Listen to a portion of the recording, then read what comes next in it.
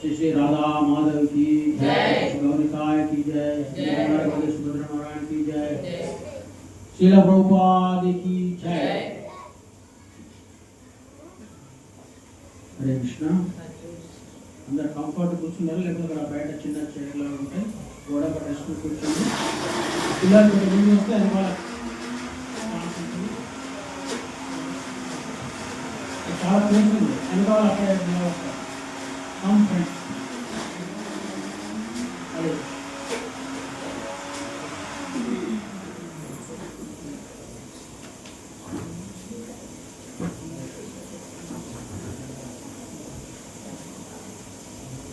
Fan కూడా వేస్తే వేసుకోండి ఫ్యాన్ ఉంటుంది కదా స్విచ్ ఫ్యాన్ స్విచ్ వేసుకోండి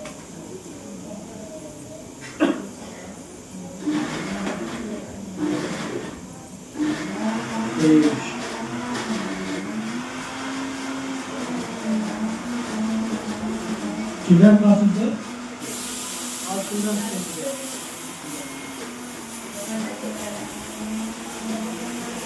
चिल्ड्रन 15 आदमी है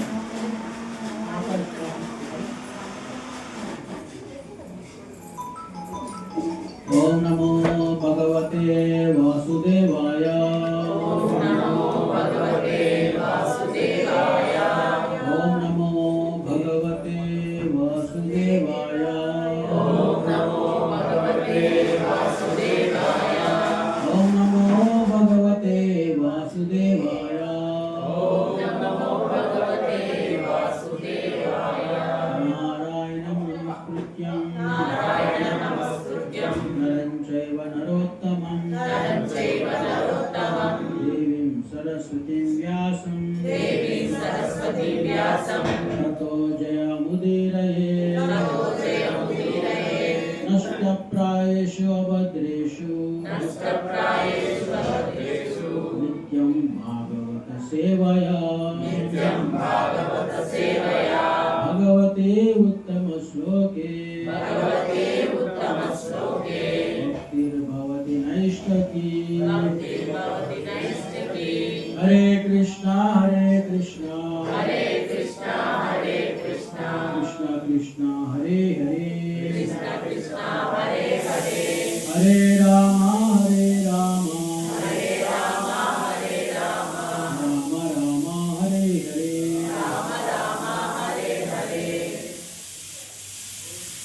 ఈరోజు ఆదివారం సత్సంగ కార్యక్రమం వచ్చిన భక్తులందరూ కూడా స్వాగతం. దయచేసి సెల్ ఫోన్ పెట్టాం ఆఫ్లో పెట్టుకోండి, సైలెంట్ పెట్టుకోండి.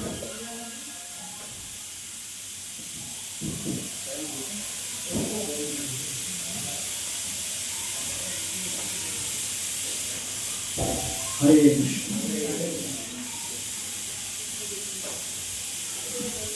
ఈరోజు శ్లోకం వచ్చేసి భగవద్గీతలో 8వ అధ్యాయంలో మొదటి శ్లోకము. అధ్యాయం పేరు భగవత్ ప్రాప్తి. చూడండి, మీరు 7వ అధ్యాయం వరకు భగవద్ విజ్ఞానం నేర్చుకున్నారు.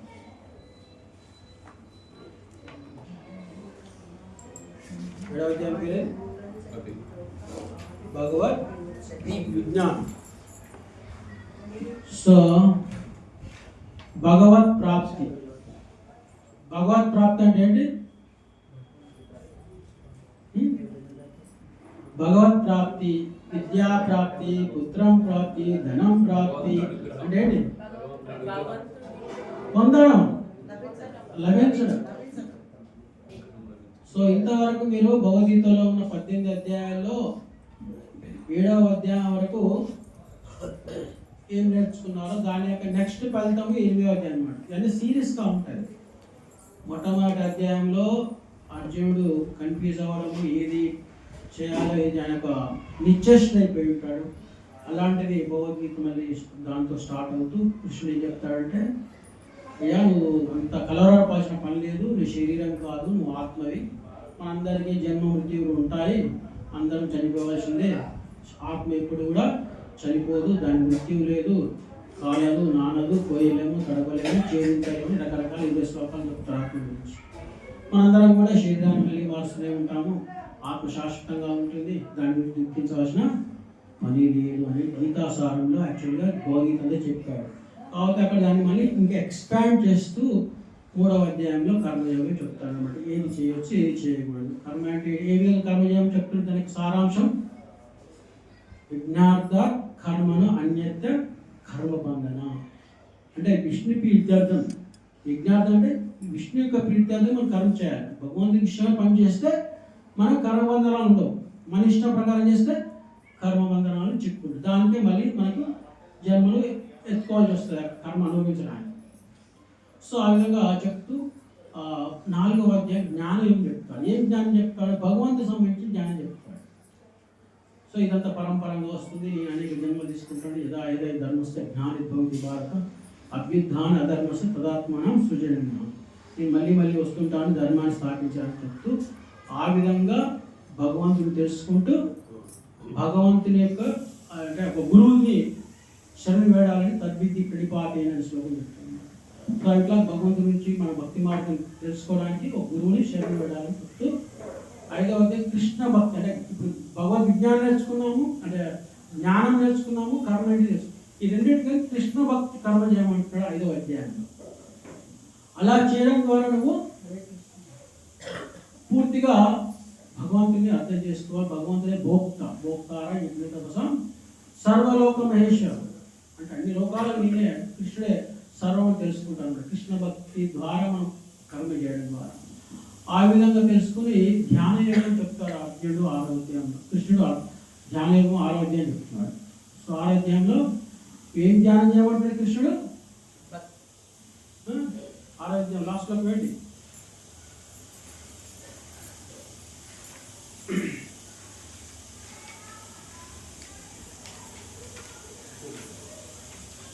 जायतो विषयं पुंसं ज्ञानेव योगिनामपि सर्वेषां మద్గతే అంతరాత్మ. నువ్వు యోగి అంటే నువ్వు నన్ను తలుస్తూ నన్ను భజిస్తూ నువ్వు యోగం చేయమంటున్నాడు. మనస్సును ఇంద్రియాలను అర్థం చేసుకుంటూ యోగం చేయమని చెప్తున్నాడు. సో అప్పుడు అర్జునుడు అడుగుతాడు, నాకు ఈ మనసునైనా అంటే గాలినైనా కూడా నేను భజిస్తాను కానీ మనసును అదుపు చేయాలని చెప్తాడు అనమాట. సో అది కొంతమంది యోగులు చేస్తారు, ఆ విధంగా పరమాత్మ అనుభూతి పొందుతారు యోగులు. అది మనకి ఇప్పుడు సాధ్యం కాదు. సో 7వ అధ్యాయం వచ్చేసి చాలా ఇంపార్టెంట్, భగవద్ విజ్ఞానం. ఇదేంటంటే ఈ భగవద్ విజ్ఞానంలో ఈ ప్రకృతి 8 రకాల భూతాలు, భూమి రకో నలవాయు ఖమ్మలో బుద్ధిరేంట అహంకార వీటిని భిన్న ప్రకృతి అక్షర అంటే ఒక ప్రకృతిలో సంబంధించినటువంటి 8 పదార్థాలు ఏంటి, పంచభూతాలు, సూక్ష్మమైనది మనస్సు, బుద్ధి, అహంకారం. సో ఇట్లా అది చెప్తూ మనము ఈ ఆత్మ పరాప్రకృతి సంబంధించింది. ఇది ప్రకృతి. ఈ ప్రకృతిలో ఉండేటువంటి 5 పంచభూతాలు, 3 సూక్ష్మ అంశాలు, భిన్న ప్రకృతి. దీనికి భిన్నమైనది ప్రకృతి, దీనికి భిన్నమైనది సో జీవభూతాలతో ఉండేటువంటి అంటే అంశాలు, భగవంతుడి అంశాలు, దాన్ని పరాప్రకృతి అన్నాడు. సో మనము భగవంతుని యొక్క అంశాలు అయినప్పటికీ ఈ ప్రకృతిలో ఉండడం వల్ల మనము త్రిగుణాలకు లోబడి ఉన్నాము. సింపుల్, భగవద్గీత చెప్పాలంటే వెరీ సింపుల్. దాన్ని సిస్టమేటిక్గా మనం అర్థం చేసుకుంటే వెరీ సింపుల్. మనము శ్లోకాలు బట్టి అర్థమవుతుంది. ఈ తత్వత అర్థం చేసుకోవాలంటే మనము ఆత్మలము, భగవంతుడు పరమాత్ముడు, ఆయన ఉన్నతాధికారి, మనము ఆయన అంశలము అయినా కూడా ఈ ప్రకృతిలో మనము ఈ త్రిగుణాల ఆధీనంలో ఉన్నాం. సో అంతే భగవద్గీత చెప్పిన కృష్ణుడు దైవేషి గుణమయి మమమాయ దుర్త్య. ఈ ప్రకృతిని మనం ఎవరు జయించడం కాదు, సాధ్యం కాదు. కానీ మామేవ ప్రపంచంటే మాయావేవ తని, ఎవరైతే భగవంతుడు శరణు పెడతాడో వాడు మాయను జయించేవాడు. సో ఆ విధంగా చెప్తూ భగవంతుడి గురించి కొంత ఈ ప్రకృతి ఇట్లా ఉంది, ఇది నా ఆధీనంలో ఉంది అని చెప్తూ ఎవరైతే ఈ త్రిగుణాలని దాటి ఈ లాస్ట్ 7వ అధ్యాయం లాస్ట్లో చాలా అద్భుతంగా ఉంటాయి. ఇదంతా కూడా నాకే ఆవరించబడింది అని చెప్తూ భగవంతుడు ఈ జీవులన్నీ ఇవన్నీ కూడా నా ఆధీనంలో ఉన్నాయని చెప్తున్నాడు కృష్ణుడు. సో ఇప్పుడు ఎవరికి మోక్షం కలుగుతుందంటే ఏషాం త్వంతగతా పాపం జనానాం పుణ్యకర్మణం తే ద్వంద్వ మోహ నిర్ముక్త భజంతేమం దృఢవ్రత.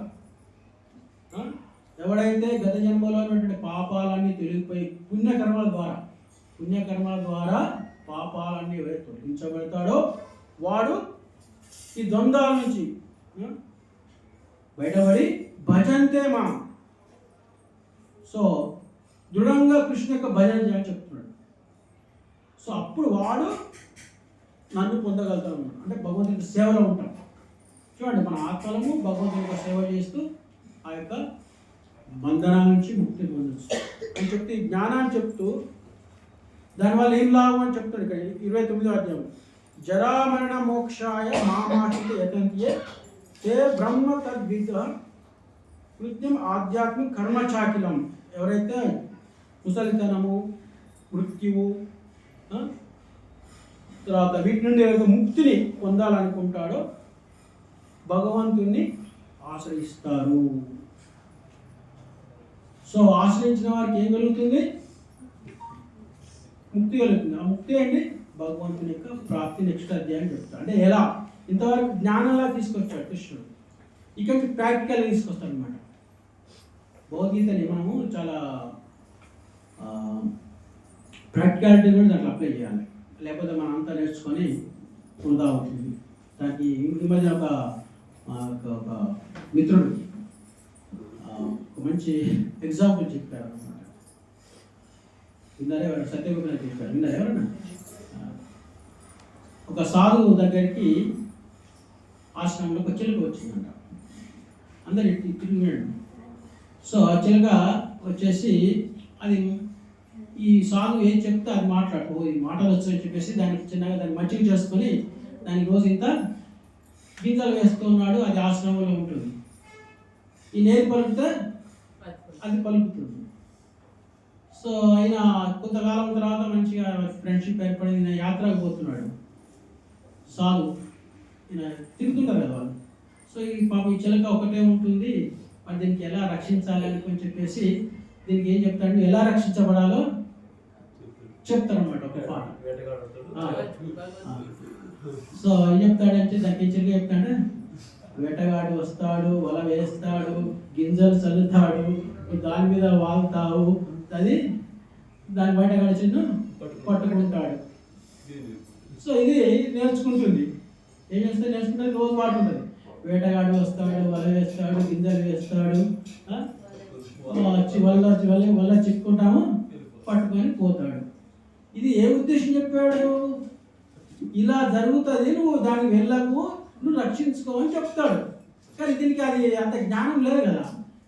ఇది పాట పాడుతూ ఉంటాడు, ఉదయం సాయంత్రం పాడతాము. ఒకరోజు వేటగాడు వచ్చాడు, వల వేశాడు, గింజలు వేశాడు, ఇది పోయి వాడుకుంది, తర్వాత అది చిక్కుకొని పట్టుకున్నాడు. అయినా కూడా అది అదే పాట పాడతాం. తర్వాత తీసుకుపోయి దాన్ని కోసినప్పుడు కూడా తలకొచ్చినప్పుడు వేటగాడు వస్తాడు, అదే పాడుతుంది. దాని అప్లికేషన్ లేదు. సో మనం కూడా భగవద్గీత ఎన్నో ఏళ్ళ నుంచి చదువుతాము 700 శ్లోకాలు అందరికి చాలా మందికి వస్తాయి, చాలా మందికి మంచి కంఠస్థం వస్తాయి, చాలా రాగాయుక్తంగా పడతారు. దాని ప్రయోజనం అనేది ఎవరికి తెలియదు. అది చెప్పేవాళ్ళు లేరు చెప్పాలంటే. అది వాళ్ళ తప్పు కాదు. ఆచార్యులు ఎవరైతే భగవద్గీత బోధిస్తున్నారో దాన్ని చెప్పాలి ప్రయోజనం. భగవద్గీత ప్రయోజనం ఏంటంటే భగవంతుడిని, ప్రకృతిని, జీవుల్ని అన్నీ తెలుసుకొని భగవంతుని శరణాగతి పొంది మనం మోక్షాన్ని, ముక్తిని లేదా భగవంతుని ఆశ్రయాన్ని పొందాలి. ఈ 8వ అధ్యాయం భగవత్ ప్రాప్తి, భగవంతుని ఎలా చేరుకుంటాము అని చెప్తాను. ఇది మనం అప్లై చేస్తే మనందరం కూడా భగవంతుని పొందవచ్చు. లేకపోతే వేటగాడి పాలవుతాం. ఏంటి వేటగాడి పాలడు? మళ్ళీ ఎవడు పోయాడు, మళ్ళీ ముసలితనం వస్తుంది, మళ్ళీ చనిపోతుంది, జన్మ అవుతుంది. ఇది ప్రాబ్లం. ప్రభుపాద చెప్పేది చాలా మందికి మొదట్లో అర్థం కాదు. ప్రభుపాద క్లాస్ ఏంటి ఎప్పుడు ముసలితనం రోగాలు అందరికీ వచ్చేదే కదా. చూడండి, ప్రాబ్లం కూడా అందరికి వచ్చేది కాబట్టి మనకి ఏం అందరి దగ్గర దోసుకొని పేరుతాం కూడా నేను ఏ విడవు అవునా.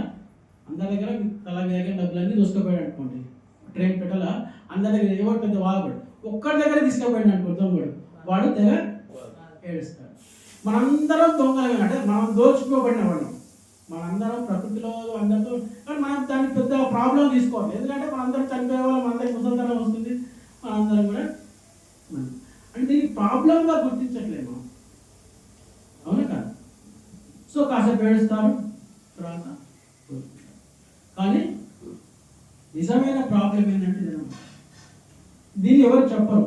మీరు అక్కడ ఎవరిమైనా మీరు అంతా ఏం చేసినా ధనం, ధాన్యం, వాహనం, ప్రాప్తిరస్తు అని చెప్పి దీవిస్తారు ఆచార్య, అంతేనా?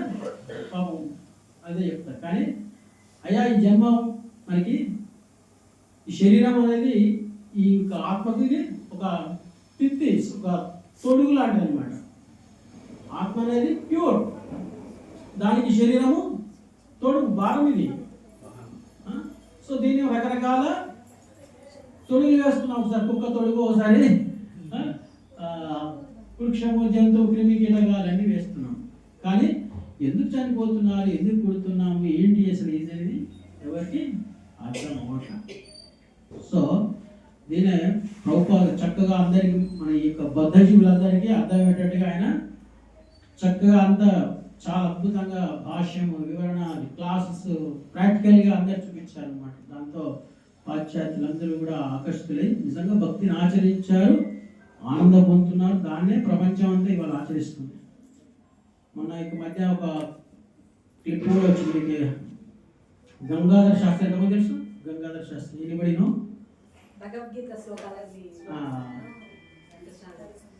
ఒక క్లిప్ వచ్చింది, ఇస్కాన్ ఆయన కామెంట్ చేశారు. ఇందా ఎవరన్నా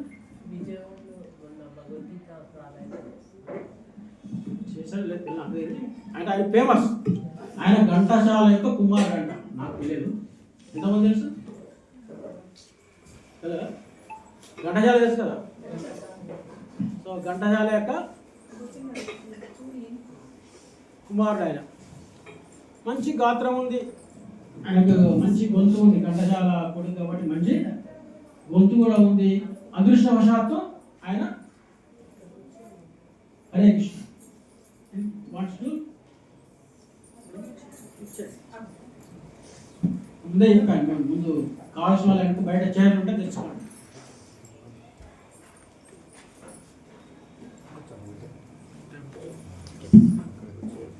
ఆయన భగవద్గీత శ్లోకాలు చాలా అద్భుతంగా పాడతాడు, అందరికీ చెప్తాడు, చాలా ప్రచారం చేస్తాడు. దేశ విదేశాల్లో కూడా ఆయన ప్రచారం చేస్తున్నాడు. ఆయన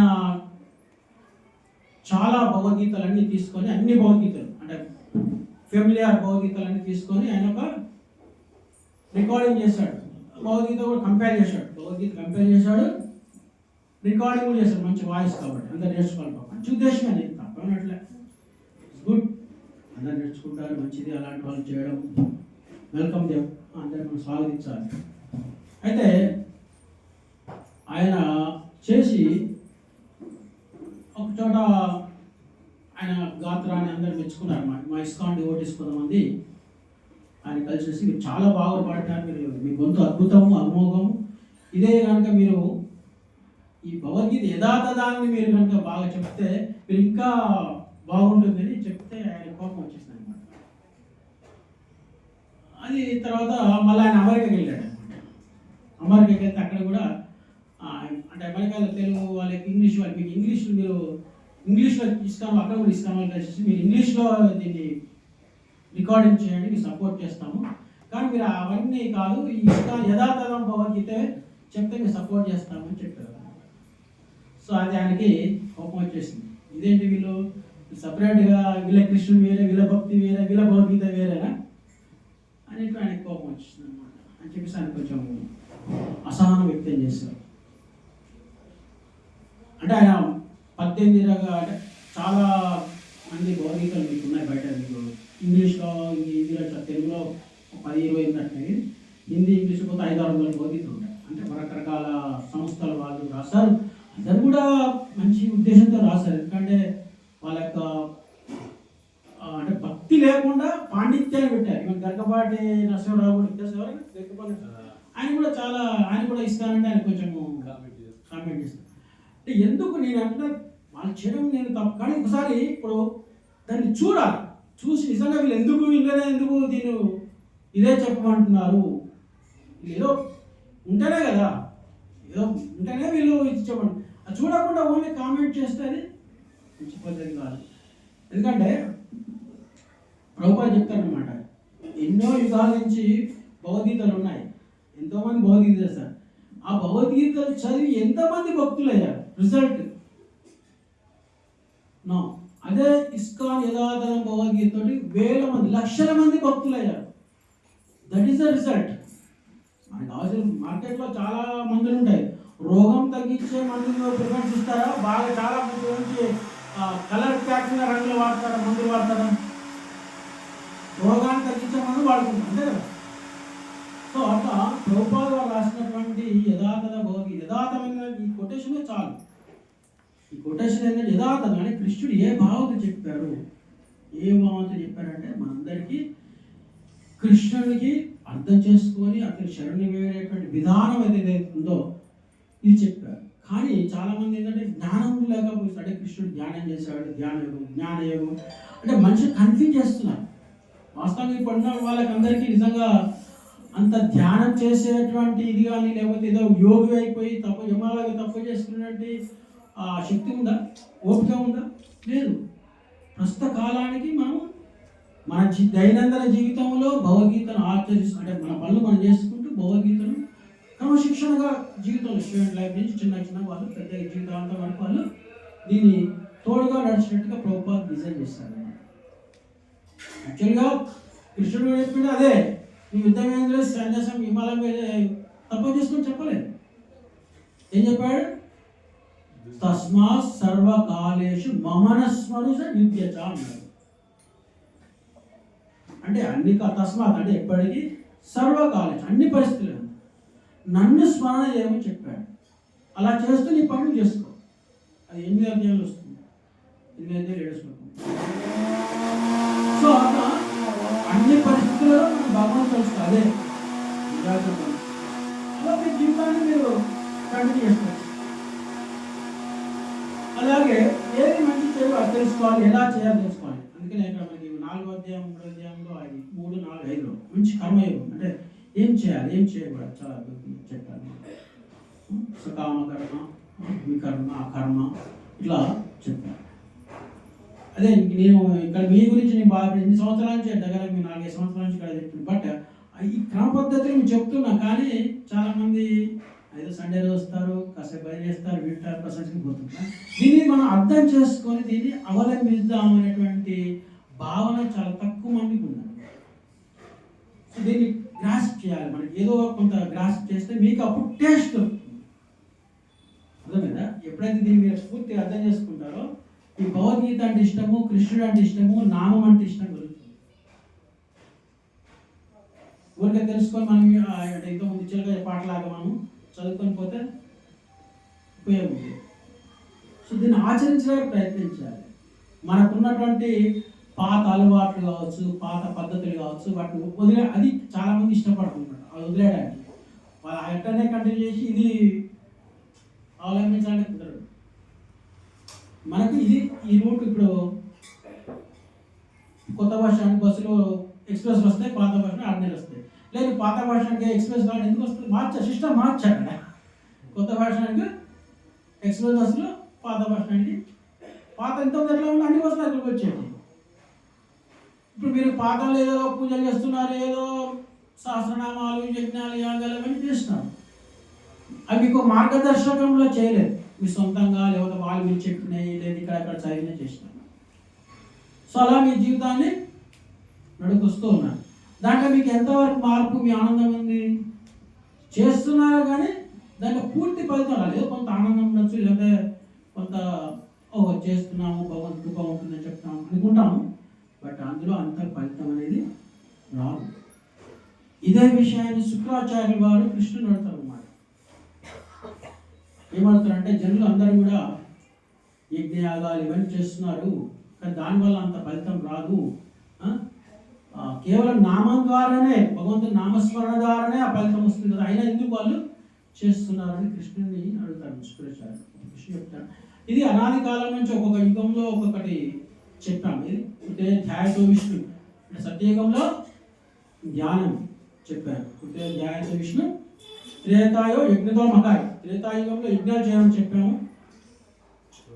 ద్వాపారే పరిచర్యాం అంటే ద్వాపారయుగంలో విగ్రహారాధన పెద్ద పెద్ద గుళ్ళు చెప్పాము.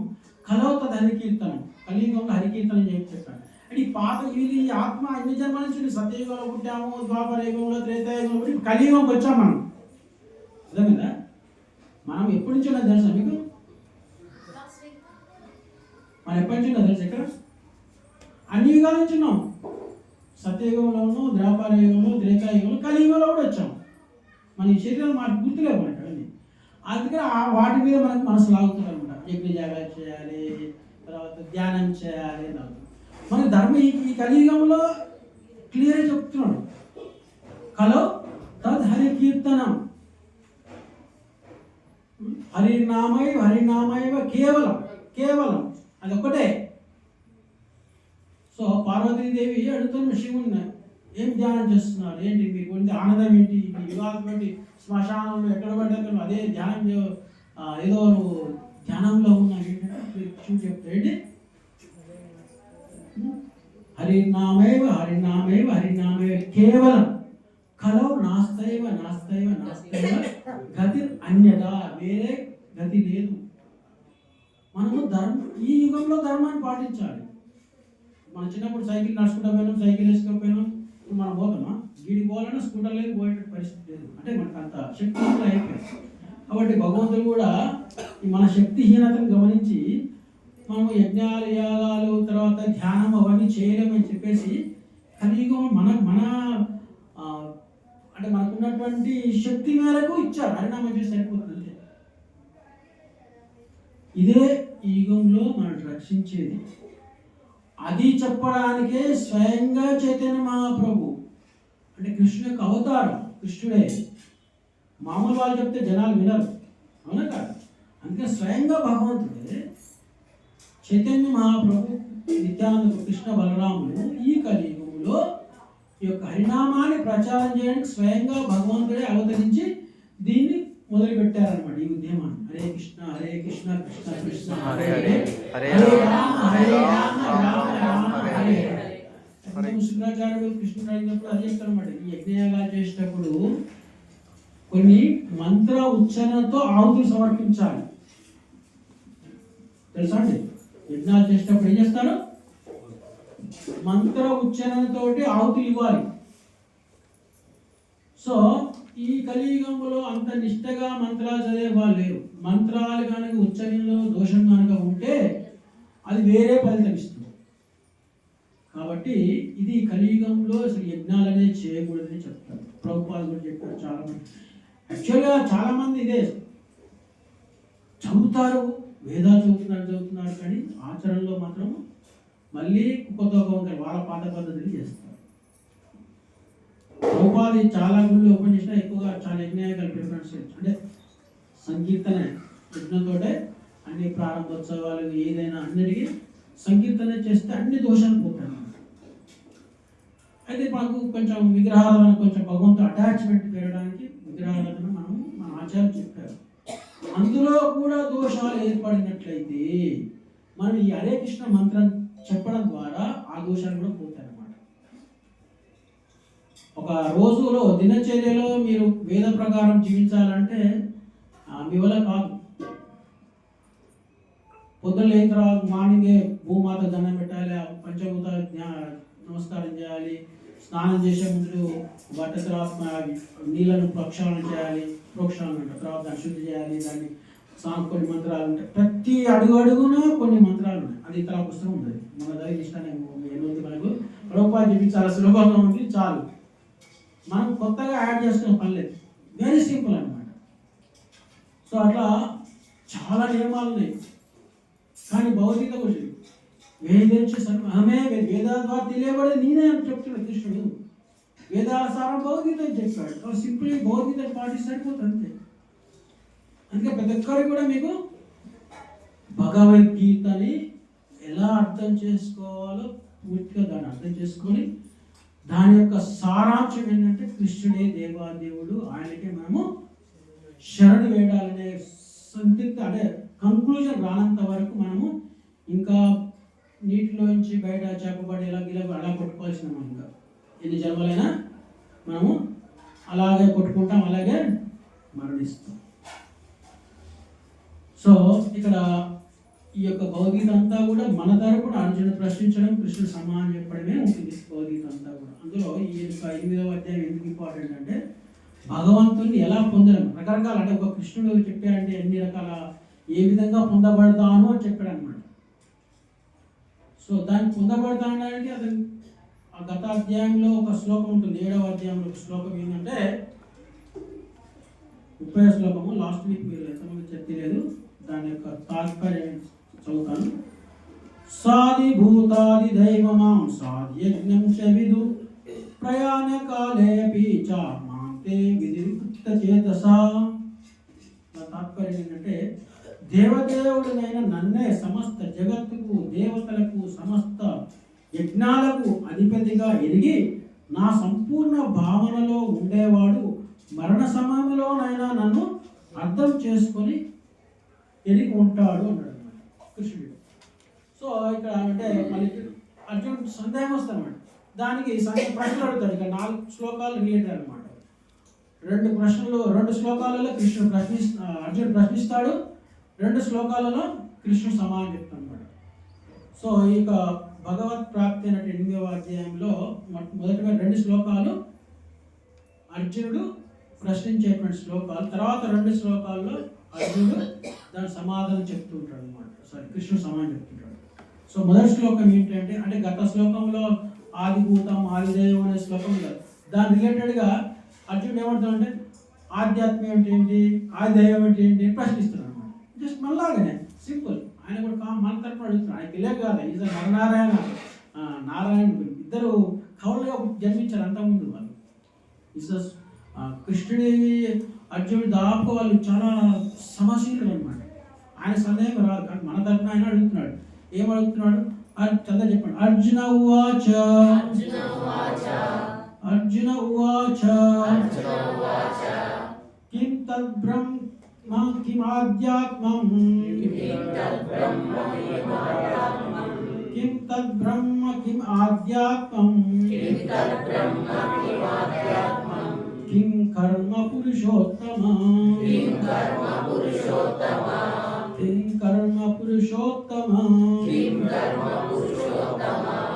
ఆదిభూతం చ కిం ప్రోక్తం ఆదిభూతం చ కిం ప్రోక్తం ఆదిదైవం కిముచ్యతే ఆదిదైవం కిముచ్యతే. ఇంకొక శ్లోకం కూడా నేను చెప్తున్నాను, రాయలేదు కానీ. ఆది యజ్ఞం కదం కోత్ర ఆది యజ్ఞం కదం కోత్ర దేయోస్మిన్ మధుసూదన దేయోస్మిన్ మధుసూదన ప్రయాణకాలే చ కదం ప్రయాణకాలే చ కదం ధ్యేయోసి ఏతాత్మభిః.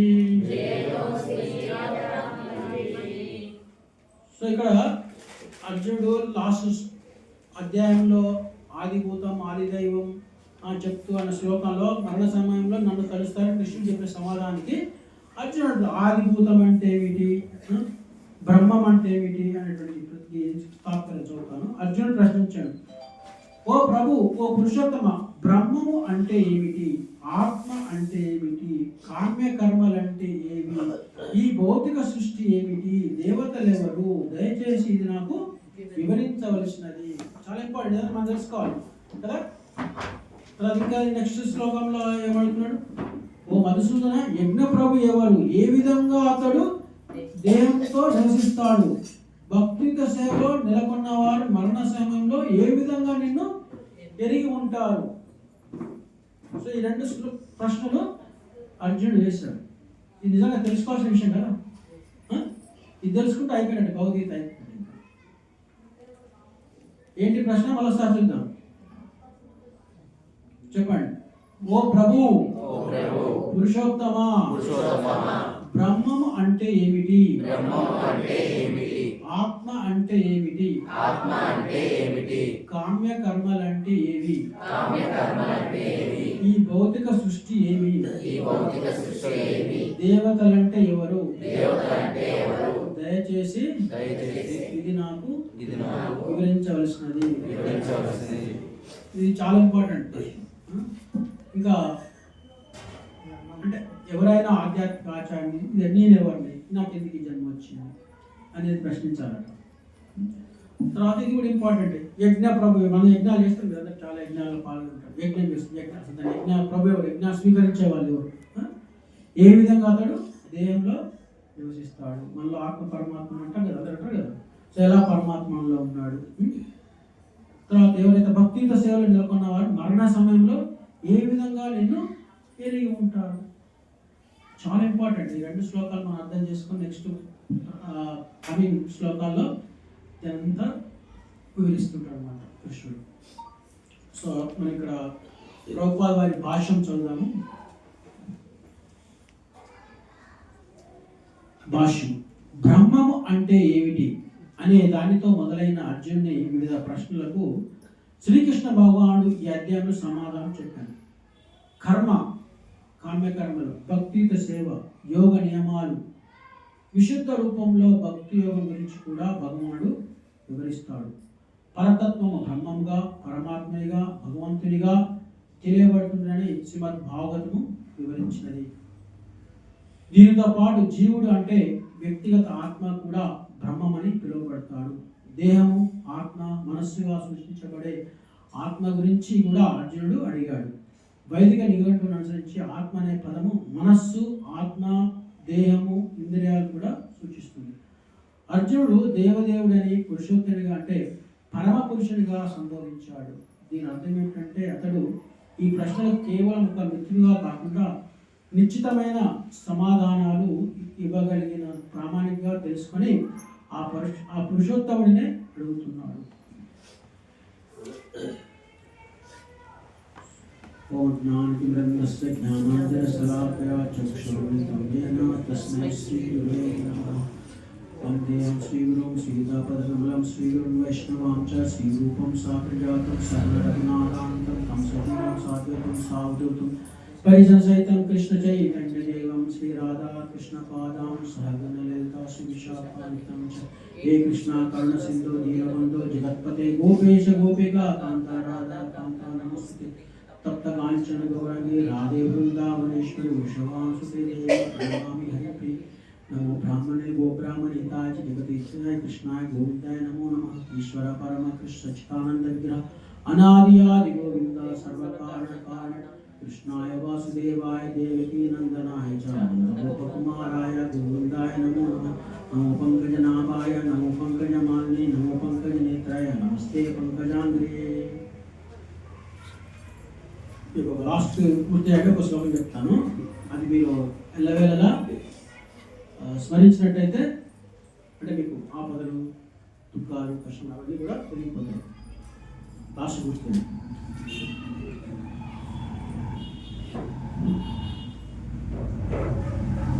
చెప్తాను ఇప్పుడే. కృష్ణాయ వాసుదేవాయ హరే పరమాత్మనే ప్రణత చెప్పండి. ప్రణక్లేశనాశాయ గోవిందాయ నమః. ఎంతమంది శ్లోకం ఇది? సో ఇది భాగవతంలో 10వ స్కందంలో ఉంది. కృష్ణాయ వాసుదేవ హరే పరమాత్మ ప్రణక్లేశనాశాయ గోవిందాయ నమః.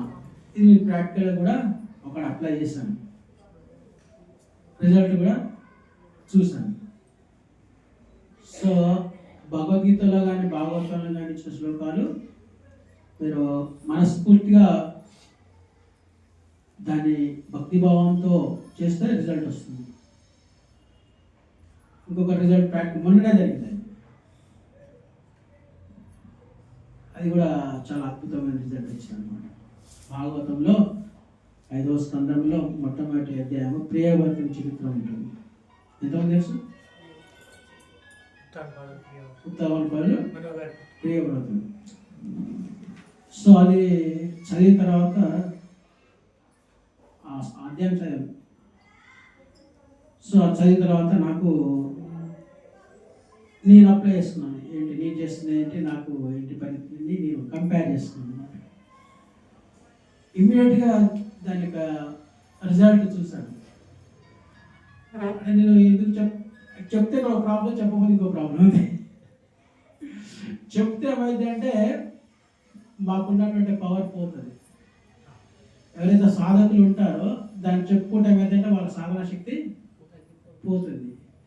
చెప్తే ఏమైందంటే మీకు విశ్వాసం పెరుగుతుంది. నాకు సాధన శక్తి తక్కువైనా కానీ మీకు విశ్వాసం పెరుగుతుంది. ఆ ఉద్దేశంతో చెప్తుంది. ఇదే గుహ్యం అనమాట. నేను నాకు అప్పుడప్పుడు అంటే మధ్యరాత్రి 1 o'clock 3 o'clock మెలకు వస్తుంది. ఏం చేయాలి అప్పుడు భగవద్గీత అవుతుంటాను. చదివేసి మళ్ళీ 4:35 మళ్ళీ మళ్ళీ మంగళారతి చేసుకుంటాను. ఎక్కడన్నా అమెరికాలోని, హైదరాబాద్లోని ఎక్కడైనా నాకు అందుకని ఎక్కడ నాకు బాగా సెట్ ఉండాలన్నమాట. పక్కన ఏం లేకపోయినా కానీ నాకు బాగా సెట్ ఉండాలన్నమాట. ఎందుకంటే ఇప్పుడు మేరకు వస్తే రోజు ఎప్పుడో చదువుకోవడానికి అందుబాటులో ఉన్నాను. చెప్తాను ఎందుకంటే నా యొక్క శక్తి పోయినా పర్లేదు. అయితే ప్రియవ్రతుని చరిత్ర చదివాను. అందులో ప్రియవ్రతుడు స్వయంవరం యొక్క కుమారుడు అన్నాడు. అతని 2 కుమారుడు, ఉత్తానపాదుడు, ప్రియవ్రతుడు. సో ఉత్తానపాదుడు ఆయన యొక్క కొడుకు ధ్రువ మహారాజు మన దేశం. సో ఈ ప్రియవ్రతుడు ఆయన బ్రహ్మచర్యం పాటిస్తే ఆయన భగవంతుడి లోకానికి వెళ్ళాలన్నమాట. తను చెప్తాడు స్వయంగా మనం వచ్చేసి నువ్వు రాజ్యపాలన చేయాలి, లోక కళ్యాణం అంటే జనాలు ఉత్పత్తి. యాక్చువల్లీ బ్రహ్మ యొక్క పని అదనమాట, జనాలు ఉత్పత్తి చేయాలి. అప్పుడు స్వయంగా మనకు చాలా తక్కువ జనాలు ఉంటుంది. సో ఆయన కొంతమంది పుత్రులను సృష్టించేసి సంతానోత్పత్తి పెంచండి, వాళ్ళ ద్వారా పరంగా మనం కూడా బ్రహ్మం ఎందుకు పెంచింది, మనం సంతానోత్పత్తి చేస్తున్నాం కదా. మనం చేసే అది కోరికతో అనుకోడు, బ్రహ్మ యొక్క కార్యాన్ని మనం చేస్తుంది. That is a great job. ఎందుకు మనం బ్రహ్మ యొక్క వారసత్వం కానీ మనం కూడా బ్రహ్మని. సో మనం కూడా భగవంతుని కార్యాన్ని నెరవేర్చడానికి వచ్చాం కదా. సో ప్రియవ్రతుడికి ఈ విధంగా చెప్తాడు, నువ్వు చేస్తున్నావు అనుకోవద్దు, ఇదంతా భగవంతుడు చేస్తున్నాడు, జస్ట్ మనం అక్కడ నిమిత్తం మాత్రమే ఉంటాం. నీ యజ్ఞయాగాలు తపస్సు చేసుకోవడానికి అది నువ్వు అంటనట్టుగా భగవంతుని మీద నువ్వు భారం చేస్తూ నీ యొక్క ఈ కర్తవ్యం అంటే మన శరీర కర్తవ్యం కూడా చేయాలని చెప్తారు అనమాట బ్రహ్మదేవుడు. సారీ ఉత్తమ స్వయం అది వినాలన్నమాట. అప్పుడు వాళ్ళ తాతవారు బ్రహ్మదేవుడు వస్తారు, అంశం చేస్తారు అనమాట. వచ్చేసి ప్రియవ్రతునికి ఆత్మబోధ చేస్తారు. ఇది చేసేది నువ్వైతే మనసుతో ఏదైతే నువ్వు చేయవో ఆ కర్మఫలాలు నీకు అంటావు. మేము అంటే మేము చెప్తున్నావు అంటే మీకు కుటుంబ వ్యవస్థ ఇది నడవాలి కాబట్టి నువ్వు పెళ్లి చేసుకో, వివాహం చేసుకో, అంతా భగవంతుడే చూసుకుంటాడు. నీ తరఫున చేయవలసిన కార్యాలన్నీ కూడా భగవంతుడు చేస్తాడు. ఇంకా ముఖ్యంగా నీ ధర్మాన్ని నువ్వు నిర్వర్తిస్తే మిగతా కార్యక్రమాన్ని భగవంతుడు అక్కడికి ఎలాంటి దోషం అంటది. ఏదో మనము గృహస్థ జీవనం గడపడం వల్ల ఏం దోషాలు అంటుంది, తపస్సు మనం శక్తి పొందేలే మనం అనుకోవాల్సిన పని లేదు. ఇవన్నీ నువ్వు ఏదైతే పొందుతావు అంతా భగవంతుడు చేస్తున్నాడు, నువ్వేం చేయట్లేదు. కానీ ప్రయత్నంలో మాత్రం ఇక్కడ లోపం ఉంటుంది, ప్రయత్నం చేయాలి అన్నట్టుగా ఆ ప్రియవతానికి బ్రహ్మదేవుడు వచ్చి చేసిన తర్వాత ఆయన మళ్ళీ పెళ్లి చేసుకుంటాడు. 11 మంది ఆడపిల్లలు, 2 కూతురు సంథింగ్ కలుగుతారు. తర్వాత యథావిధిగా మళ్ళీ ఆయన యొక్క తపశక్తితో ఆయన చేసేటువంటి పనులు చేస్తున్నమాట. అంటే మనం కూడా చాలా వరకు ఇట్లాంటి చేస్తుంటాం, కానీ పనులు ఓసారి అవు. మన ప్రయత్నం శుద్ధిగా లేకపోతే మనం రోజు చేసేటువంటి దైనందిన కార్యక్రమంలో ఏం లోపం ఉన్నా కూడా ఒకసారి మనకి ఫ్రస్ట్రేషన్ వస్తుంది, ఎందుకు కావాలి. సో అది ఆ స్టోరీ చదివేశాను. చదివిన తర్వాత నా కర్తవ్యంలోకి నేను మంచిగా చేస్తున్నాను, ఎందుకు భగవంతుడు మనకి చేయట్లేదు చెప్పేసి నేను మార్నింగ్ లేవగానే నాకు ప్రాబ్లం లేదు. ఇక్కడ ఈ సైట్ రావాలి త్వరగా, పెద్ద సంకీర్తనాలు కట్టాలి, అదే నాకు పెద్ద ప్రాజెక్ట్ మీకు ఎప్పటికీ చాలాసార్లు చెప్తాను. ఎందుకు డీల్ అవుతుంది అని చెప్పేసి నేను అది స్టోరీ చదివేశాను. చదివేసి నేను కూడా భగవంతుని మీద ధ్యానం చేసేసి మాకెందుకు కావట్లేదు, మేము కూడా మా ధర్మాన్ని నిర్వర్తిస్తున్నాము, సక్రమంగా చేస్తున్నాము, మాకెందుకు డీల్ అవుతుందని చెప్పేసి నేను భగవంతుని ప్రశ్నించినట్టుగా నేను అంటే ఆలోచన చేస్తూ ఉన్నాను.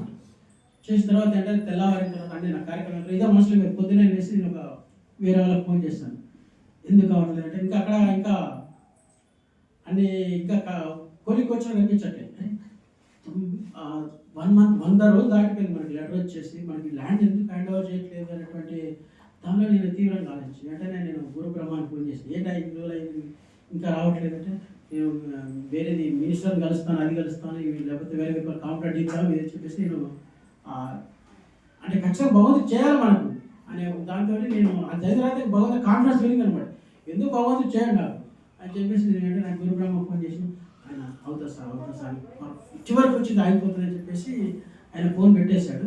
ఆయన నా మనసు ఆలోచన అవుతాను అది ప్రియవతి చరిత్ర భగవంతుడానికి హెల్ప్ చేసాడు, నాకేం చేయాలని నేను ప్రశ్నిస్తున్నాను లోపల. వెంటనే మళ్ళీ ఇది జరిగి 9 o'clock ఆయన ఫోన్ చేశాను 9:15కి. ఆయన అనుకుంటారు ఇంతవరకు వచ్చి మనం బాగా కాంప్లీట్ చేస్తే మళ్ళీ ముందు వాళ్ళతో చాలా వివరాలు ఉంటాయి, వద్దు చేయొద్దు మనకు తొందరపడదు చెప్తాను. 12:51కి మళ్ళీ ఆయన కాల్ చేసేసి అయిపోయింది సార్ మనకు వాళ్ళు ల్యాండ్ హ్యాండ్ ఓవర్ చేశారు మనకి. అంతేనండి నేను చేసినప్పుడు ఇదంతా ఇది చదివి మార్నింగ్ 1 o'clock to 3 o'clock చదువుకున్నాను, మళ్ళీ స్నానం చేసి నేను చేస్తున్నాను. సో ఇది నా సమస్య దీని మీద దృష్టి పెట్టి తెల్లవాళ్ళ ఫోన్ చేయాలంటే సో వాళ్ళకి వేరే ఫ్రెండ్కి ఫోన్ చేసిన హైదరాబాద్ ఎవరు కలుద్దాం ఆయనకు ఫోన్ చేస్తే ఆయన లేదు లోకల్ ప్రాబ్లం నుంచి ఆయన చెప్పారు అనమాట. ఇది లోకల్ ఈయనకి ఏమైనా గురుబ్రహ్మ మినిస్టర్ నుంచి తిరుగుతున్నా పోతున్నా వస్తున్నా ఏం పని అవ్వట్లేదు, ఇది మినిస్టర్ కలవాలి, ఇది కలవాలి, కంప్లైంట్ చేయాలని చెప్పేసి ఆయన 9 గంటలకు చేసినాము ఫోను. తర్వాత ఆయన కూల్ చేశాడు మళ్ళీ ఇది కూడా దారిలోకి మూసుకోబోతున్నాయి. సో కృష్ణుడు ఎందుకు ఇట్లా చేస్తాడని చెప్పేసి నేను మళ్ళీ అలా నేను మళ్ళీ ఆలోచన చేసాను.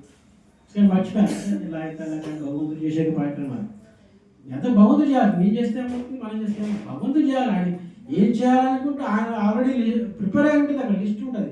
మనం ఏదో ఊరుకులాడితే ఏమవ్వదు అనేది నాకు అర్థం లేదు. ఓకే, ఎంతవరకు అయితే అంతవరకు ఎంత ఏమి మనకి ఇలా వచ్చే లాభం ఏముందా, లేకపోతే మనం చేసేది ఏం కృష్ణుడు సేవ చేయాలి ఒకటే. మా గురు మహారాజు కూడా నేను మొన్న ఈ సమస్యని గురువుకి చెప్తే కూడా ఒక సమస్య సాల్వ్ అవుతుంది. మా గురు మహారాజు వేలు పెట్టారు ఇట్లా జరుగుతుంది. సో మహారాజు దర్శనం ఇచ్చారు, Krishna blesses with you, Prabhupada will always please with you and your service, I'm happy with your service అని మహారాజు నాకు మేలు రాశారు.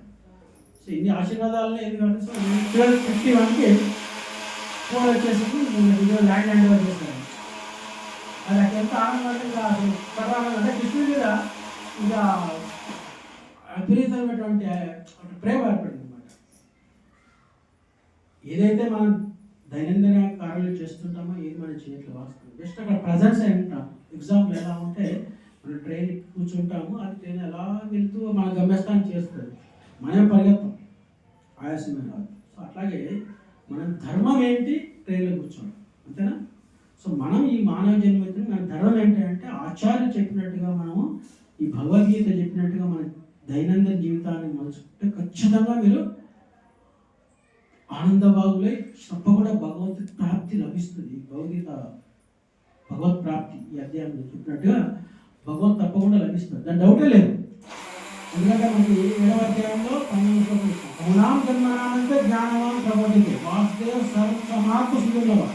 ఎన్నో జన్మల తర్వాత మీకు అడుగుపెట్టింది. ఇక్కడ అనుకుంటారు ఏదో టైం పాస్ పోతున్నారు, ఇక్కడికి అడుగు పెట్టాలంటే మీకు గత ఎన్నో జన్మలు ఎత్తేనే ఇక్కడికి మీకు అర్హత లభించింది. ఇంకా తెలియదు, అది మాకు తెలుసు. మేము ఆలోచిస్తామంటే వీళ్ళు పాపం 7 రోజులు బయట రకరకాల చెత్త అంతా పోగు చేసుకుని రకరకాల విషయాలు ఏవేవో వింటారు. ఈవెన్ మాకు కూడా బయట అడిగి పెడితే అదే బ్యాడ్, ఏమేమో వినవలసి వస్తుంది, ఏదో చూడవలసి వస్తుంది.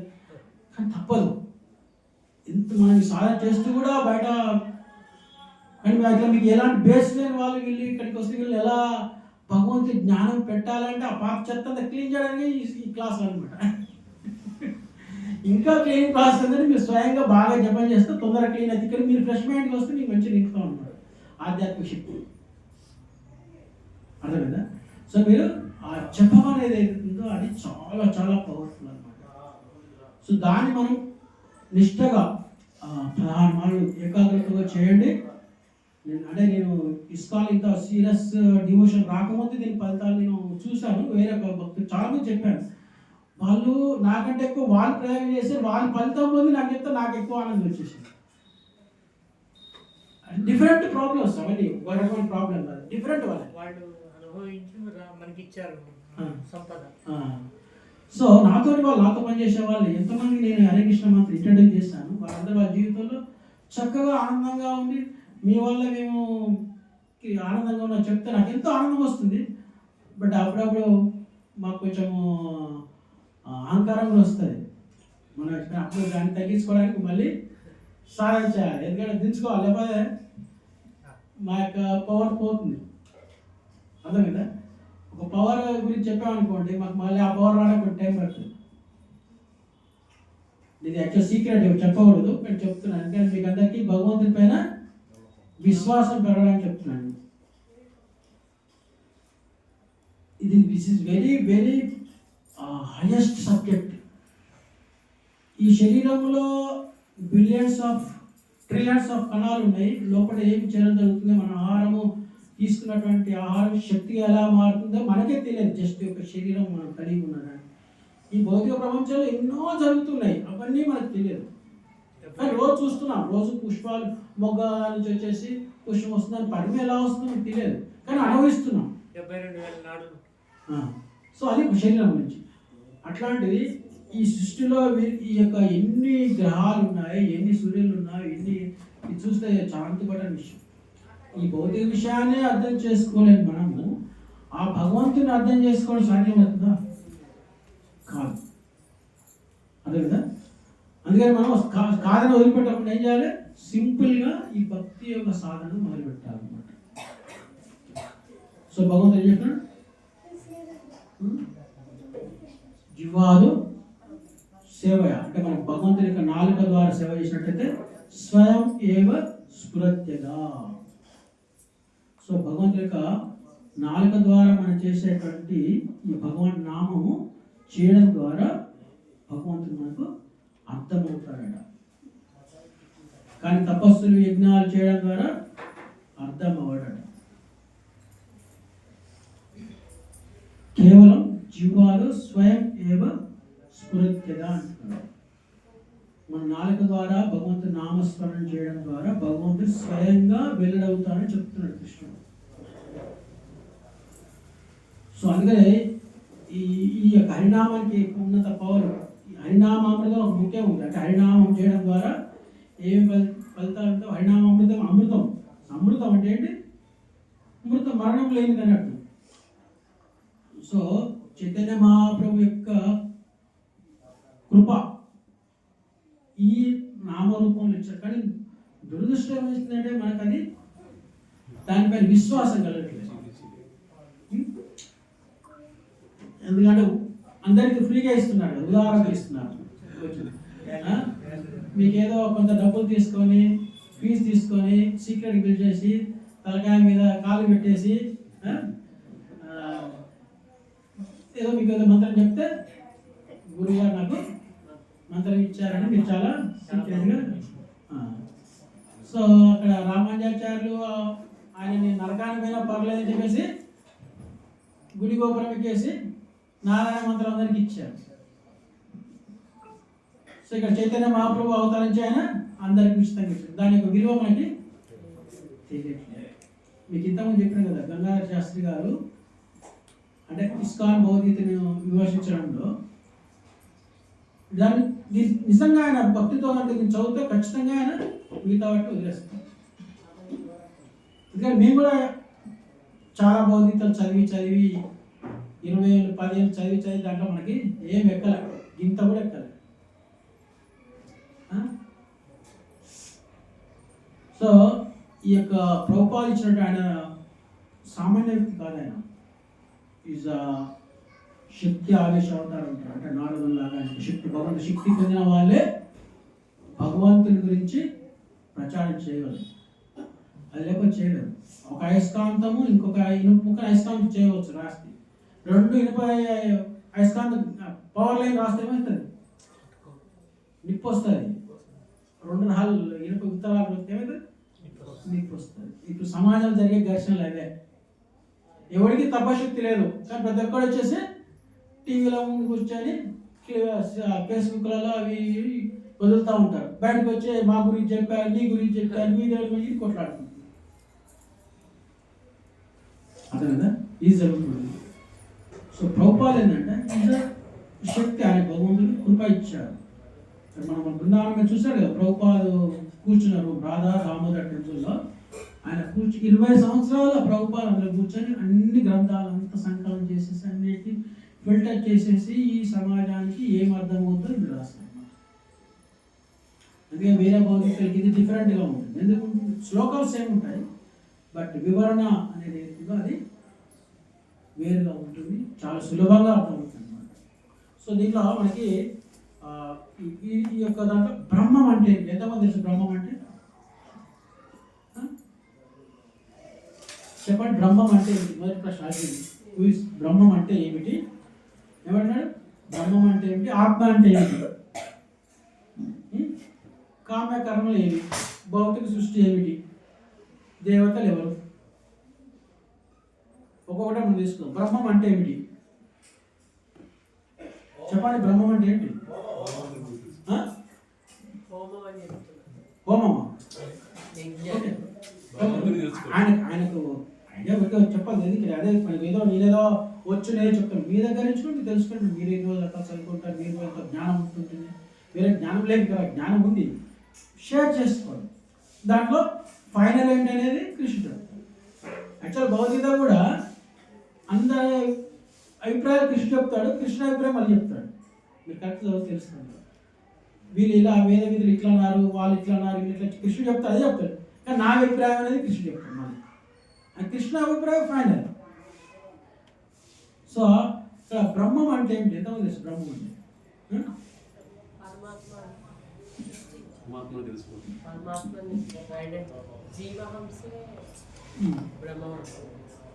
చెప్పండి ఒకరు. మీ ఇంకోటి చెప్పాలంటే మీరు చెప్పుకుంటే మీకు కరెక్ట్ సమాధానం వస్తుంది. ఓకే, ఇంకా చెప్పండి. ఇంకా ఆత్మ వేరు, పరమాత్మ వేరు.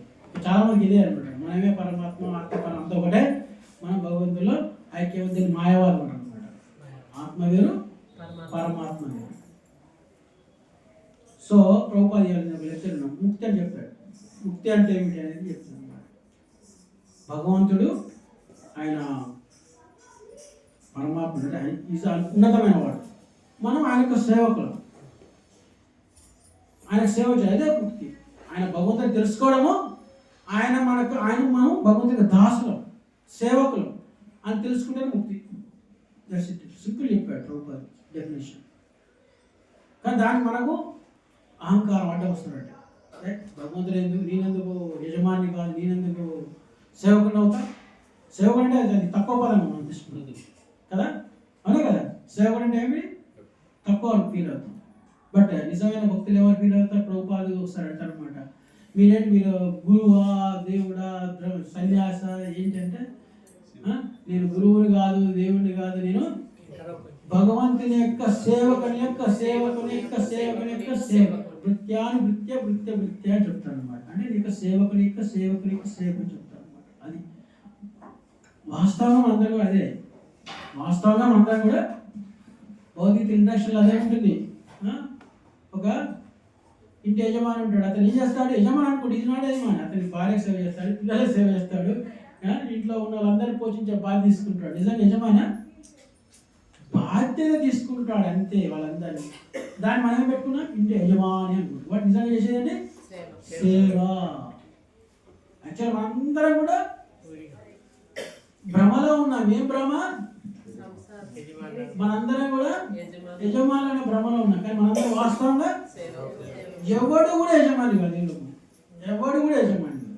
దేశం ప్రైమ్ మినిస్టర్ ఆయన యజమాని. నిజంగా ఆయనకి ఎన్ని బాధ్యతలు? అందరి దేశాన్ని వేరే దేశాన్ని దాన్ని రక్షించాలి, వేరే దేశాన్ని రిలేషన్ పెంచుకోవాలి, ఇంటర్నల్ ప్రాబ్లమ్స్, ఆ ప్రాబ్లమ్స్, ఎన్ని సమస్యలు ఉంటాయి. మీరు ఒక ఇంటికే పెద్ద ఇది అయిపోతారు. ఇష్టలేవు సంసారం, ఇష్టలేకపోతారు దేశాన్ని. ఆయన ఇప్పుడు 15 సంవత్సరాలు, మూడోసారి అంటే ఏంటి?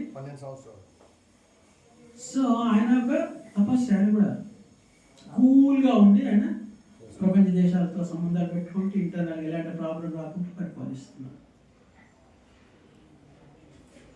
అలాంటి వాళ్ళు మన దేశానికి అవసరమని డాక్టర్ హెగ్డే చెప్పారు. మరి ఈరోజు విన్నాను కదా. ఎందుకంటే మహాత్ములు అంటే గొప్ప వాళ్ళు, దేశానికి కావాల్సిన అనమాట. ఆయన 2002లో సీఎంగా ఉన్నాడండి, గుజరాత్ సీఎం నరేంద్ర మోడీ ఉన్నప్పుడు. ఆయన లండన్ వెళ్ళాడు. బట్ ఆయన పెద్ద అధికార బలాన్ని అప్పుడు తీసుకోవాలి, ఇప్పుడు తీసుకోవాలి. ఆయన వెళ్ళాడు. సో ఆయన ఎయిర్ ఇండియా ఫ్లైట్లో ఎక్కినప్పుడు ఆయనతో పాటు డాక్టర్ హెగ్డే అని Manipal university Deen, and is also doctor.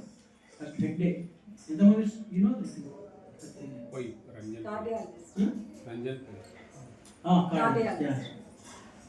So ఆయన కూడా ఆయన సెమినార్ మీద అక్కడికి వెళ్ళేసి ఆ ఫ్లైట్లో ఇద్దరే ఉన్నా, అంటే ఫస్ట్ క్లాస్ క్యాబిన్లో. మిగతా రెండు ఉంటారు బిజినెస్ ఫస్ట్ క్లాస్ దాంట్లో వీళ్ళు ఇద్దరే ఉండాలి. సో ఆయనకి ఆయనకి తెలియదు. కాబట్టి హెగ్డే గారు కొంచెం అందరితో కలుపుకొని మాట్లాడుతాం. డాక్టర్ హెగ్డే ఇప్పటికీ వినండి, మీరు మంచి వినాలి. డాక్టర్ హెగ్డే హెల్త్ సంబంధించిన విషయం. Is allopathy doctor, but is favourite in ayurvedic and Bhagavad Gita. కృష్ణుడు అంటే భగవద్గీత, కృష్ణుడు కాదు, ఆధ్యాత్మిక ఇష్టం. ఈ సజెస్ట్ ఆయుర్వేద సంబంధించిన సజెస్ట్ చేస్తారు అనమాట. సో ఆయన ఇద్దరు కూర్చుంటారు అనమాట. ప్రైమ్ మినిస్టర్ ఆడప్పుడు సీఎం నరేంద్ర మోడీ, సీఎం ఈయన మెడికల్ పని చేసుకుంటారు. ఆయన చెప్తాడే నేను సీఎంని గుజరాత్ స్టేట్ మినిస్టర్ని ఆయన పని చేసుకుంటాడు. నేను పలానా మణిపాల్ యూనివర్సిటీ డాక్టర్ని చెప్తాను అనమాట. ఏం చేస్తాడు, నేను అక్కడ లండన్లో పలానా యూనివర్సిటీలో సెమినార్ ఇచ్చి వస్తున్నానని చెప్తాను అనమాట. అయితే వెంటనే నా అపోజిట్ కూర్చుని నరేంద్ర మోడీ వచ్చేసి పక్కన కూర్చున్నాడు. అంటే నేను పొలిటికల్గా నేను ఎక్కువ ఇంపార్టెన్స్ అని చెప్పేసి మాటలు చెప్పాడు అనమాట. లేదు, నేను పొలిటికల్ మీతో డిస్కస్ చేయడానికి కాలేదు, నేను సీఎం గుజరాత్కి ఉన్నాను, మీరు మా స్టేట్కి ఏదైనా మంచి చేయగలుగుతారేమో అని మీ దగ్గర సలహా తీసుకుంటామని అలా డిస్కస్ చేస్తే ప్రతిదీ ఆయన నోట్ చేసుకుంటాడు. అన్ని ఇదేంటి చెప్తాడా సీఎం ఆయన అన్ని నోట్ చేసుకున్నాడు. నోట్ చేసుకొని తర్వాత మళ్ళీ ఇండియాకి వచ్చిన తర్వాత ఆయనకు 9 hours పడుతుంది లండన్ టు హైదరాబాద్, సారీ ఢిల్లీకు బాంబే.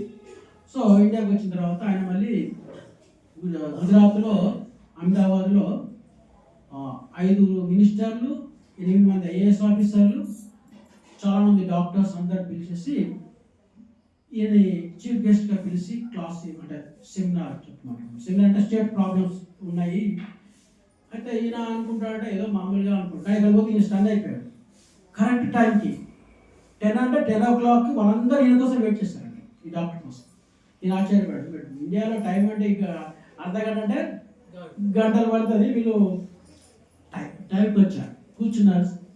వీళ్ళు 10 o'clock డోర్స్ అని లాక్ చేస్తారు, ఎవరు డిస్టర్బెన్స్ కాకుండా.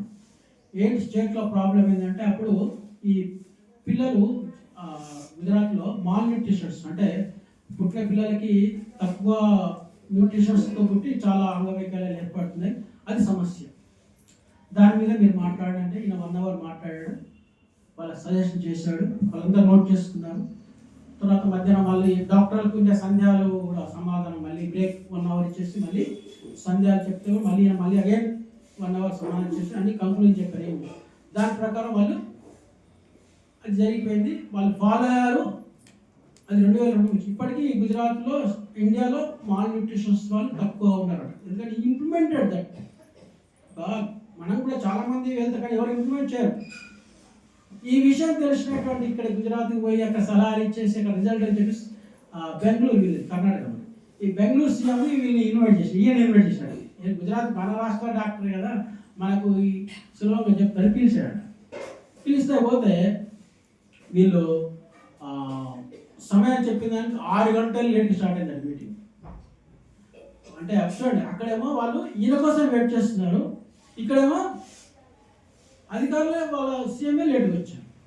సరే పోనీ పాపంలే వీళ్ళు ఎంత అని చెప్పేసి కూర్చున్న లోపల ఏదో ప్రోగ్రామ్ జరుగుతున్న తర్వాత సీఎం దగ్గరికి పోయేసి మిమ్మల్ని ఎందుకు వచ్చినావు అంటాడు. ఈయన చూడండి, పర్పస్ అనేది మర్చిపోయారు.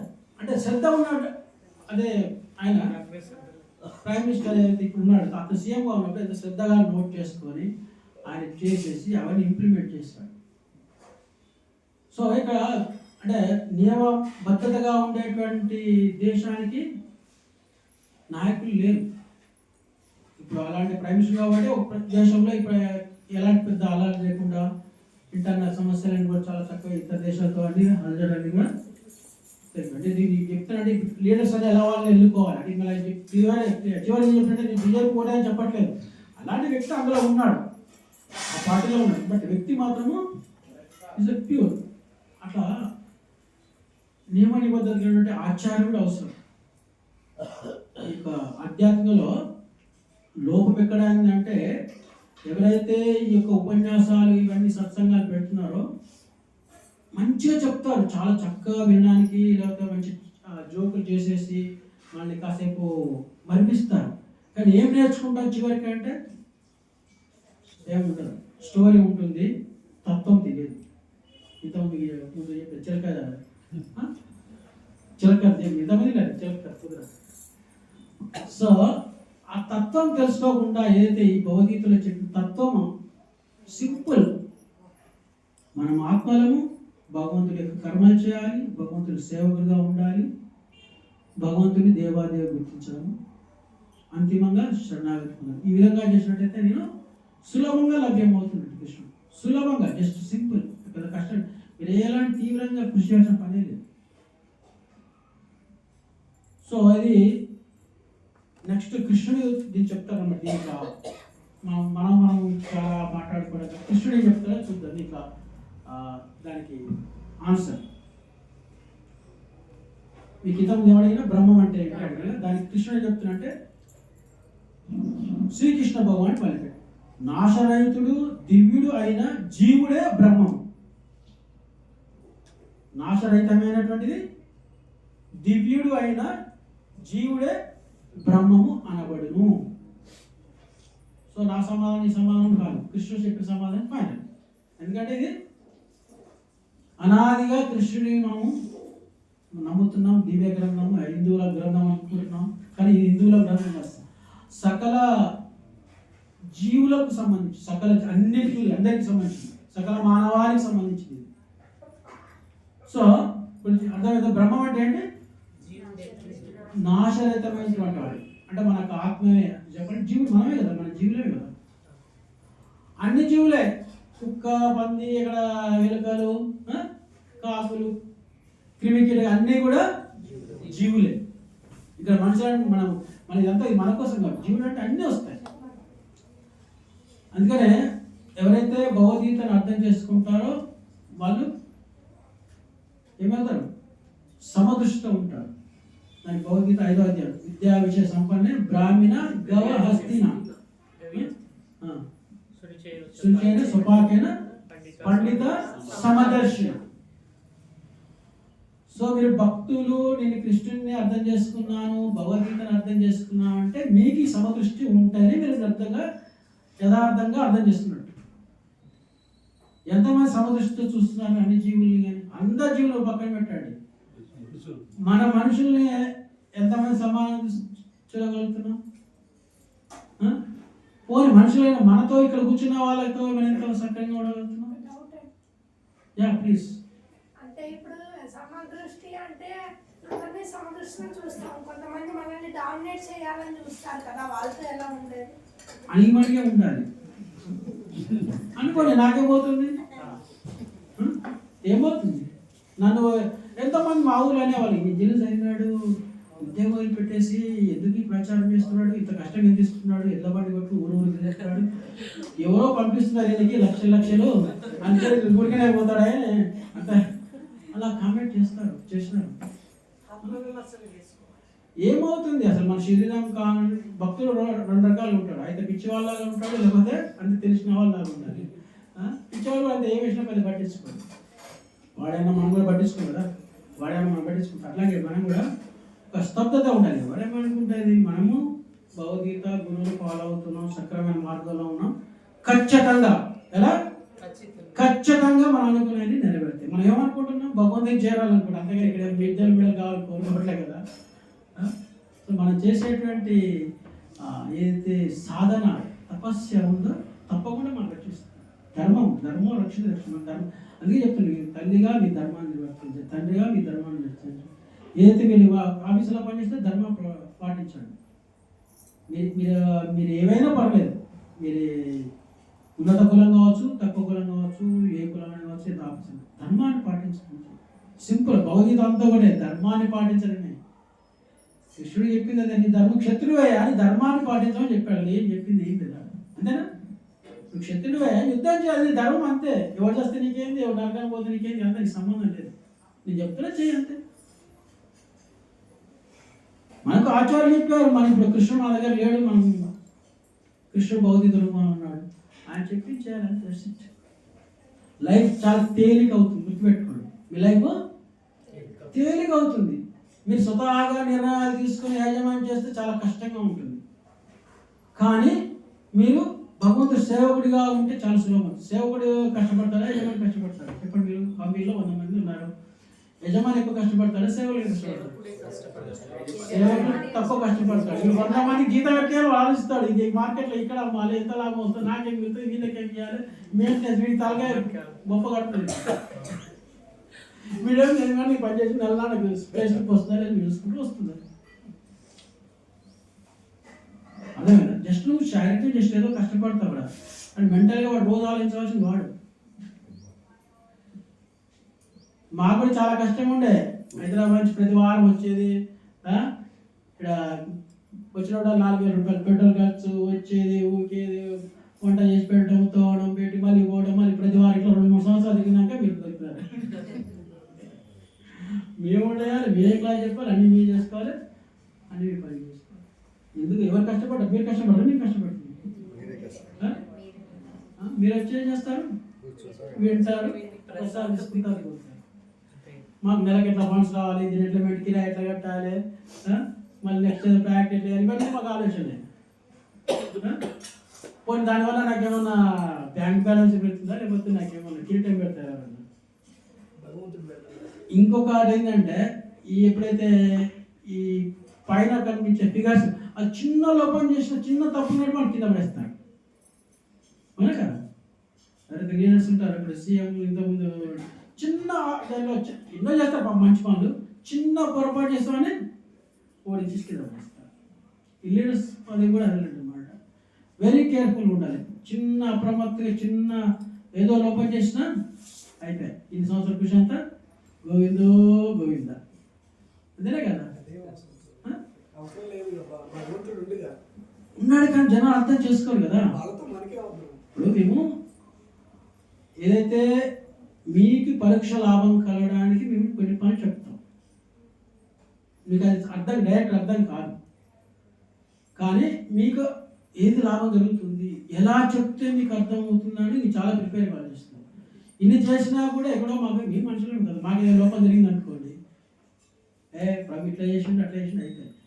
కానీ దానివల్ల మాకేం నష్టం రాదు, మీకు నష్టం జరుగుతుంది. ఎందుకంటే భక్తుడిని విమర్శించడం ద్వారా అది మనకు ఆధ్యాత్మికంగా చాలా నష్టం జరుగుతుంది అనమాట. చైతన్య మహాప్రభు చెప్తాడు, వెరీ డేంజర్. ఏది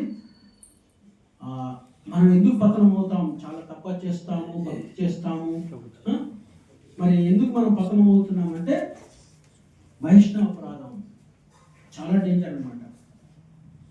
సో ఆ వైష్ణవ అపరాధం కలగకుండా మనం చూసుకోవాలి. అందుకనే ప్రతిదాన్ని మనం తెలుసుకోవాలి, నిందించే ముందు తెలుసుకోవాలి. నేను నన్నే కాదు, రేపు మీరు అందరూ సాధకులు, మీరు అందరూ ఎంతో కొంత భక్తి చేస్తున్నారు, ఉన్నత లోయలో ఎన్నో చేస్తున్నారు. మీరు కూడా ఒకరికొకరికి ఏమనుకోకూడదు, గౌరవించుకోవాలి. అది చాలా ఇంపార్టెంట్. సో అలా గౌరవించుకుంటే మీరు ఇమీడియట్గా విమర్శిస్తారు, చిన్న లోపం జరిగి విమర్శిస్తారు. అది చాలా తప్పు అన్నమాట. కానీ అడగండి, ఎందుకు ఇలా జరిగింది ప్రభు, ఎందుకు ఇలా జరుగుతుంది అడిగితే మాకు కృష్ణ సమానం తోచినాడు కదా, శాస్త్ర ప్రకారం చెప్తే 100% దగ్గర లేదు. సో ఇట్లా మనందరం కూడా ఎవరు? బ్రహ్మలం. బ్రహ్మ అంటే ఎవరు? ఆత్మ, జీవుడు. సో మనందరం ఎవరు కూడా? సో మీరు బ్రహ్మభూత ప్రసన్నాత్మ, మీకు బ్రహ్మ అయినప్పుడు అందరూ బ్రహ్మంలే కదా, ఇంకా అప్పుడు గొడవ ఎక్కడ ఉంది? శాంతి కదా. ఈ స్థితికి అందరూ వస్తే ప్రపంచం శాంతి ఉంటుంది. ప్రభువా చెప్పేది అదనమాట, ఈ ప్రపంచాన్ని శాంతియుతంగా చేర్చాలంటే మన కృష్ణ ఉద్యమం చేయండి, ప్రపంచం అంతా శాంతిగా చేస్తామని చెప్పండి. కానీ దీన్ని ఎవరు పట్టించుకోరు. సో ఎవరికైతే ఈ నాలెడ్జ్ ఇవ్వాలి, మనం అందరం కూడా బ్రహ్మము నాశరహితమైన. నెక్స్ట్ చెప్తే ఇంకా అతని నిత్య స్వభావమే ఆధ్యాత్మ్యము. ఆధ్యాత్మిక అంటే మనందరం ఆధ్యాత్మిక సాధనలో ఉన్నాం కదా. ఇంతకుముందు వచ్చిన మాతాతో మాట్లాడి ఆధ్యాత్మిక స్థితిలో మనందరం కూడా ఉన్నాం. మన దారి అంటే ఆధ్యాత్మిక దారి. ఆ మార్గం అంటే ఏంటి? ఆధ్యాత్మిక అంటే ఏంటి?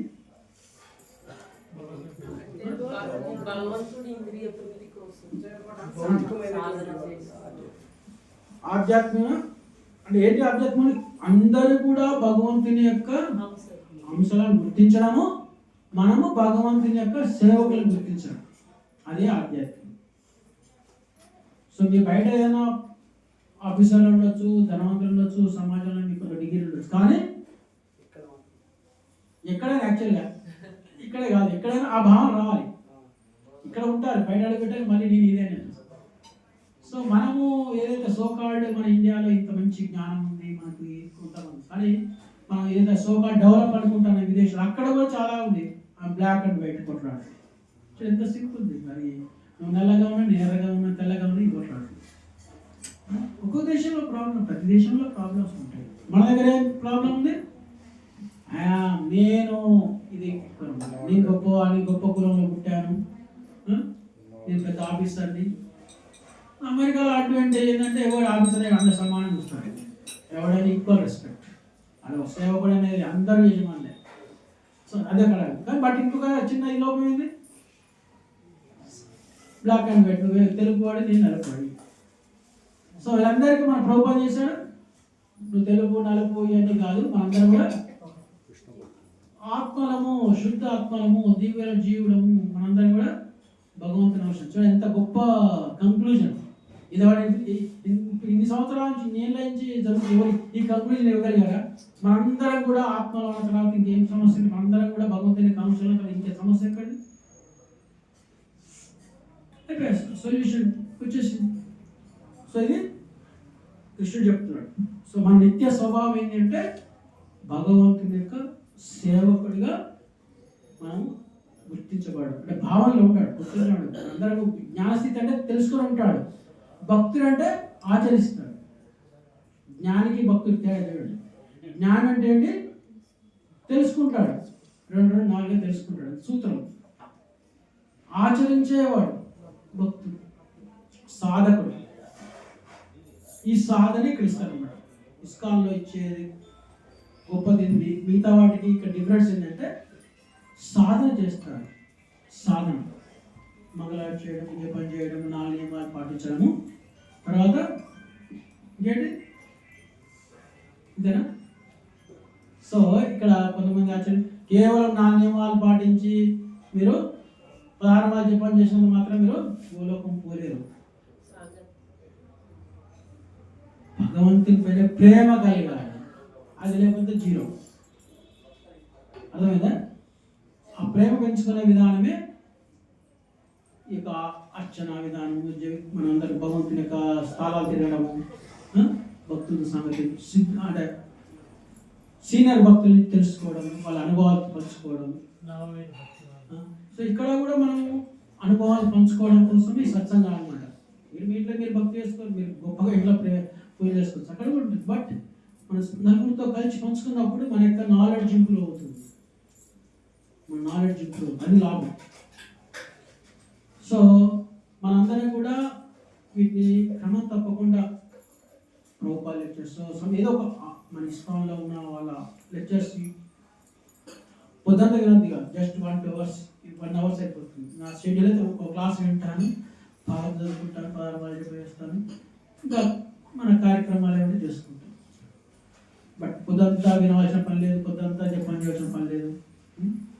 సో అట్లా మన జీవితాన్ని ఒక సిస్టమేటిక్గా తయారు చేసుకుంటూ భగవంతుని సేవలో మనందరం కూడా భగవంతుని ప్రాప్తి పొందుతాం. హరే కృష్ణ. ప్రశ్న ఉంటే అడగండి. స్టోరీ చెప్తా అనుకుంటే టైం లేదు. స్టోరీ అంటే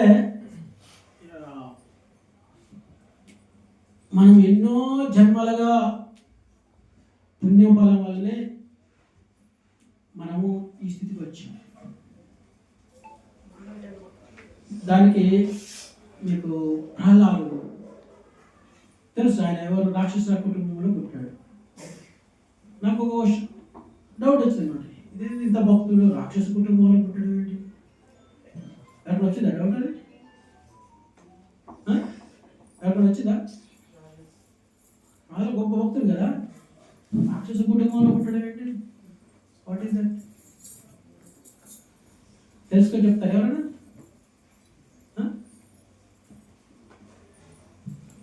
అయితే మన అయితే చదువుతున్న భాగవతంలో అన్నీ కూడా పాస్ట్ లైఫ్స్ అవన్నీ కూడా పద్మపురాణంలో ఉంటాయి అన్నమాట. పద్మపురాణం ఇలా పురాణాలు 18లో 3 పురాణాలు తమో గుణం వాళ్ళకి చెప్తారు, 3 పురాణాలు రజోగుణం వాళ్ళకి. 6 పురాణాలు, 6 పురాణాలు 3 భాగాలు, అంటే 6 తమో గుణం వాళ్ళకి, 6 రజోగుణం వాళ్ళకి, 6 సత్వగుణం వాళ్ళకి. అయితే మనము సత్వగుణ స్థితిలో ఉన్నాం, వైష్ణవ మార్గం. సో ఇక్కడ కూడా శివుడు కూడా ఆయన విష్ణువు ఒక ఎక్స్పాన్షన్, కృష్ణ ఎక్స్పాన్షన్. బ్రహ్మ, శివుడు, విష్ణువు ఇతను మహావిష్ణు యొక్క ఎక్స్పాన్షన్స్ వాడు. మరి అలాంటి శివుడు పాప ఆయన శ్మశానంలో ఉండి రామనామం చేస్తాడు. ఎందుకు చేస్తున్నాడు? అది ఎందుకు చేస్తున్నాడు?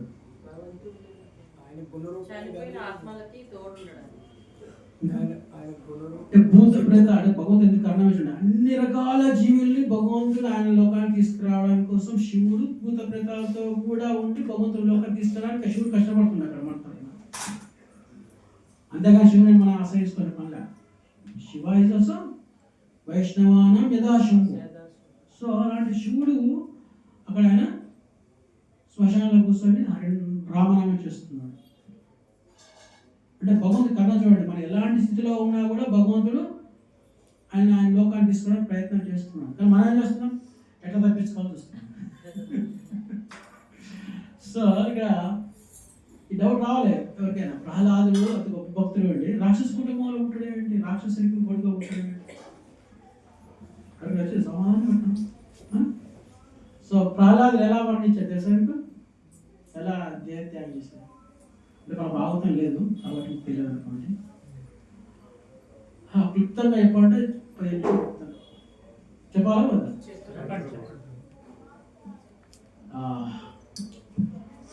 అంటే మన ఎన్నో జన్మలుగా ధర్మయుతంగా తపనిష్టలతో జీవించడం ద్వారా మనకి ఉన్నత జన్మ వస్తుంది.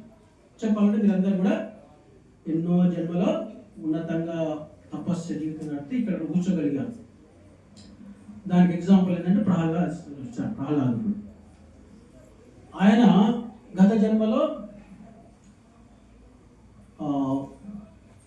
శివశర్మ అనేటువంటి ఒక బ్రాహ్మణునికి కొడుకు అనమాట.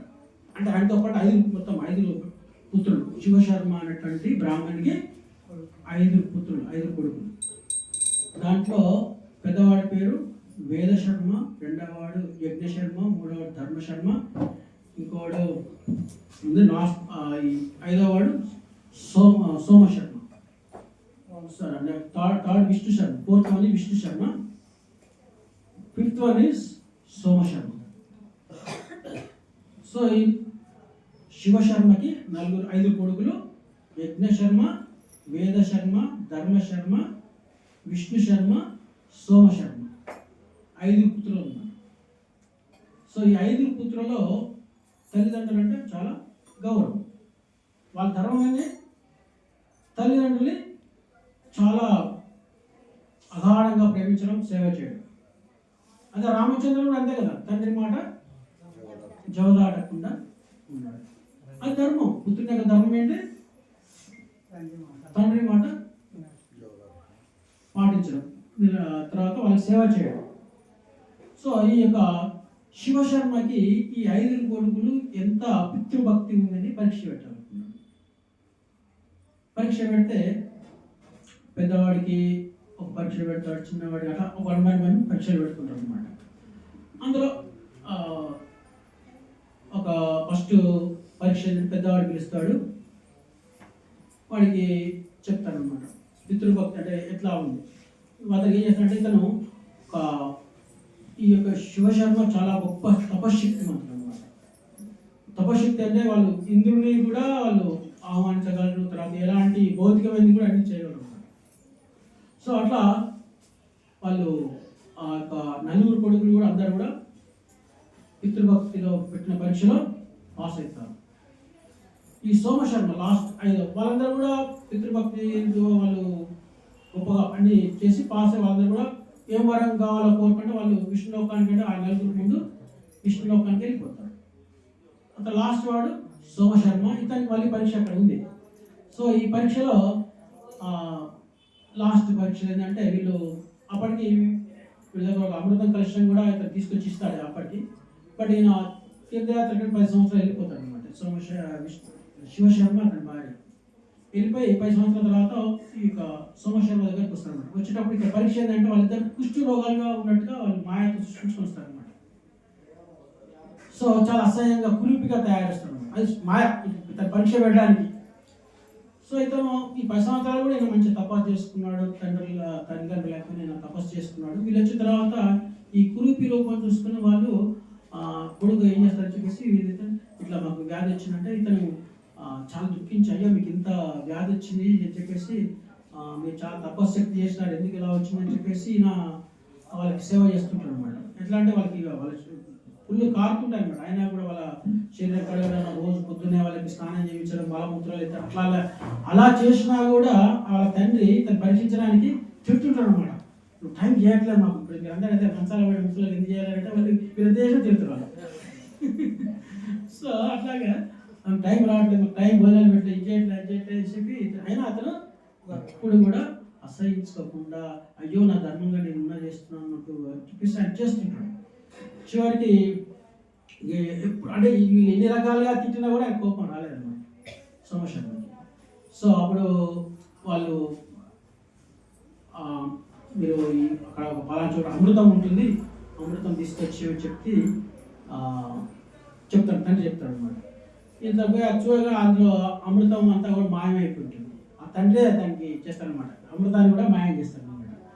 సో అప్పుడు ఈ సమస్యను మనం ప్రార్థిస్తాం, నేను కనుక నా తపోశక్తిలో నా తల్లిదండ్రులమైన అపార ప్రేమ కనుక ఉంటే ఈ అమృతం ఎలా మాయమైందో మళ్ళీ అలా వచ్చుగా కానీ మనం ప్రార్థిస్తే అమృతం వస్తుంది.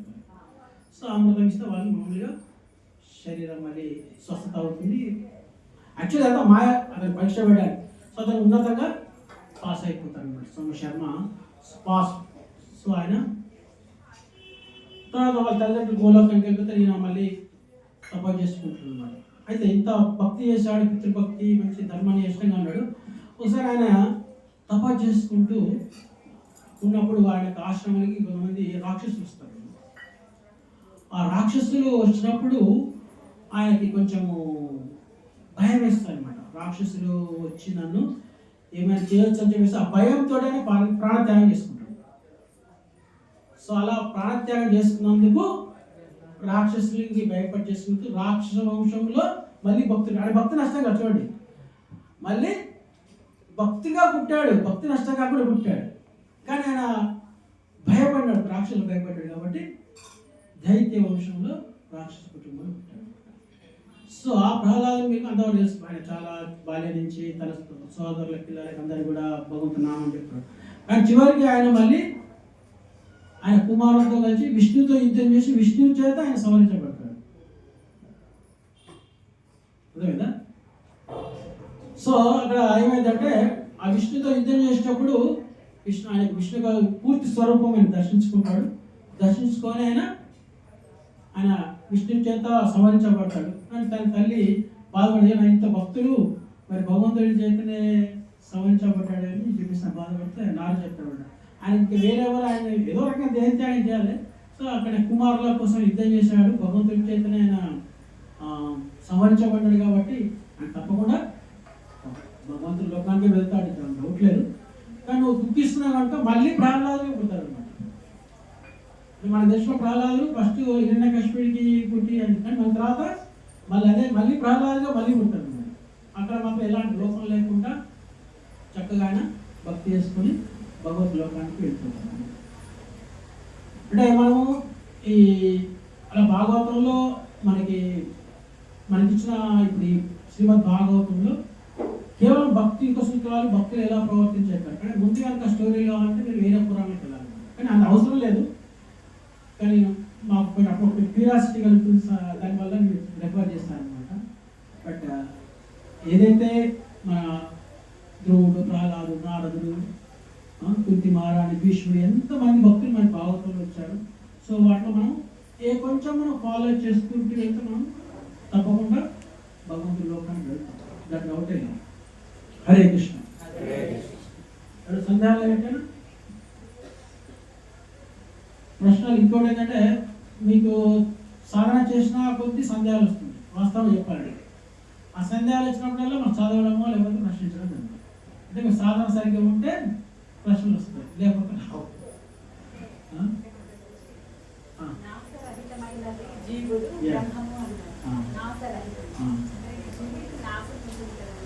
శరీరానికి నాశనం, ఆత్మకు నాశనం లేదు. జీవుడే ఆత్మ, జీవుడే ఆత్మ. ఆయన సపరేట్గా ఉంటాడు. మనకు తెలియకుండా మనలో శరీరంలో ఆత్మతో పాటు పరమాత్ముడు కూడా ఉన్నాడు. అదే బ్రహ్మ. ఎందుకు బ్రహ్మ అంటే భగవంతుని చేసిన అంశం కదా. బ్రహ్మ అంశం చిన్నది. జీవుడు అంటే భగవంతుని యొక్క శక్తి అంతా ఉండదు మనకి. భగవంతుని యొక్క పెద్ద సముద్రంలో నీటి బిందువు సముద్రం మొత్తం సముద్రంలో లక్షణాలు ఎస్ బట్ అది సముద్రం కాదు. అలాగే మనకు కూడా ఆయన సముద్రం లాంటి వారు, మనం చిన్న బిందువు లాంటి వారు, కానీ మనకు కూడా భగవంతుని లక్షణాలు ఉంటాయి. మనందరూ యాక్చువల్గా ఎప్పుడైతే ఈ మలినంలో ఉండి మన ఆ విషయం మర్చిపోయాం, ఏది మనం కూడా భగవంతుని యొక్క అంశనము, మనము బ్రహ్మము అని. అందుకని మీకు వేదాలు వీళ్ళందరూ చెప్పి అహం బ్రహ్మాస్మి అని తప్ప చేస్తుంటా. అంటే ఏంటి? నేనే శరీరాన్ని కాదు, నేను ఆత్మని. అహం బ్రహ్మాస్మి అంటే అర్థం ఏంటి? నేనే శరీరాన్ని కాదు, ఆత్మని. మనకు అడగని చెప్పేదే, నీ శరీరం కాదు. మనకున్న అద్వైతం ఏంటంటే అక్కడ వాళ్ళు మనము ఆయన మనం ఒకటే కదా, కాబట్టి మనమే భగవంతుని వాళ్ళు అనుకుంటాం, డిక్లేర్ చేసుకుంటాం. అక్కడ మనం ఏం చెప్తున్నామంటే భగవంతుడు వేరు, మనము వేరు, మనం భగవంతుడికి సేవకుడిగా ఉండాలని చెప్తున్నాం.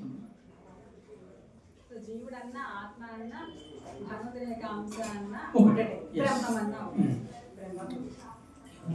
బ్రహ్మం ఒకటే, పర బ్రహ్మం ఒకటే. నేను అన్నమాచారు కీర్తన. సో అట్లా మనందరూ ఎప్పుడైతే ఆ స్థితికి వస్తామో మనం పర్ఫెక్ట్ లెవెల్కి వచ్చినట్టు. స్థితి కంటే మనం థియరిటికల్గా మనకు తెలుసు, ప్రాక్టికల్గా మనం అప్లై చేయట్లేదు అంతే. ఇక్కడ అందరూ థియరిటికల్గా తెలుసుకున్నారు, నేను బ్రహ్మము, నేను ఆత్మలము, మన నాశరహితమైన వాళ్ళము తెలుసుకుంటాం, కానీ అప్లికేషన్లో ఇబ్బంది అవుతుంది. మీరు ఆ స్థితిలో ఉండండి. ఇప్పుడు నేను బ్రహ్మాన్ని శరీరం కాదని ఆ స్థితిలో ఉన్నప్పుడు మీకు ఎలాంటి అసలు దుఃఖము, భారము, బాధలు ఏమి ఉండవు. అర్థమైందా? నేను శరీరాన్ని కానప్పుడు దీనికి ఏమైతుంది, మంచి అయితే చెడు అవుతుంది, ఏదైతుంది, ఖచ్చితంగా గ్యారంటీ మృత్యు వస్తుంది. దానికి శోకించవలసిన పని లేదు. అర్థమైంది కదా? కానీ మనం శోకిస్తున్నప్పుడు అర్థం ఏంటి? ఆ స్థితిలో మనం లేదు, బ్రహ్మ స్థితిలో లేదు. రీసెంట్గా ఒక మన భక్సిద్ధాంత తిరువాన్ జరిగిందా? ఆ రోజు ఒక మహారాజు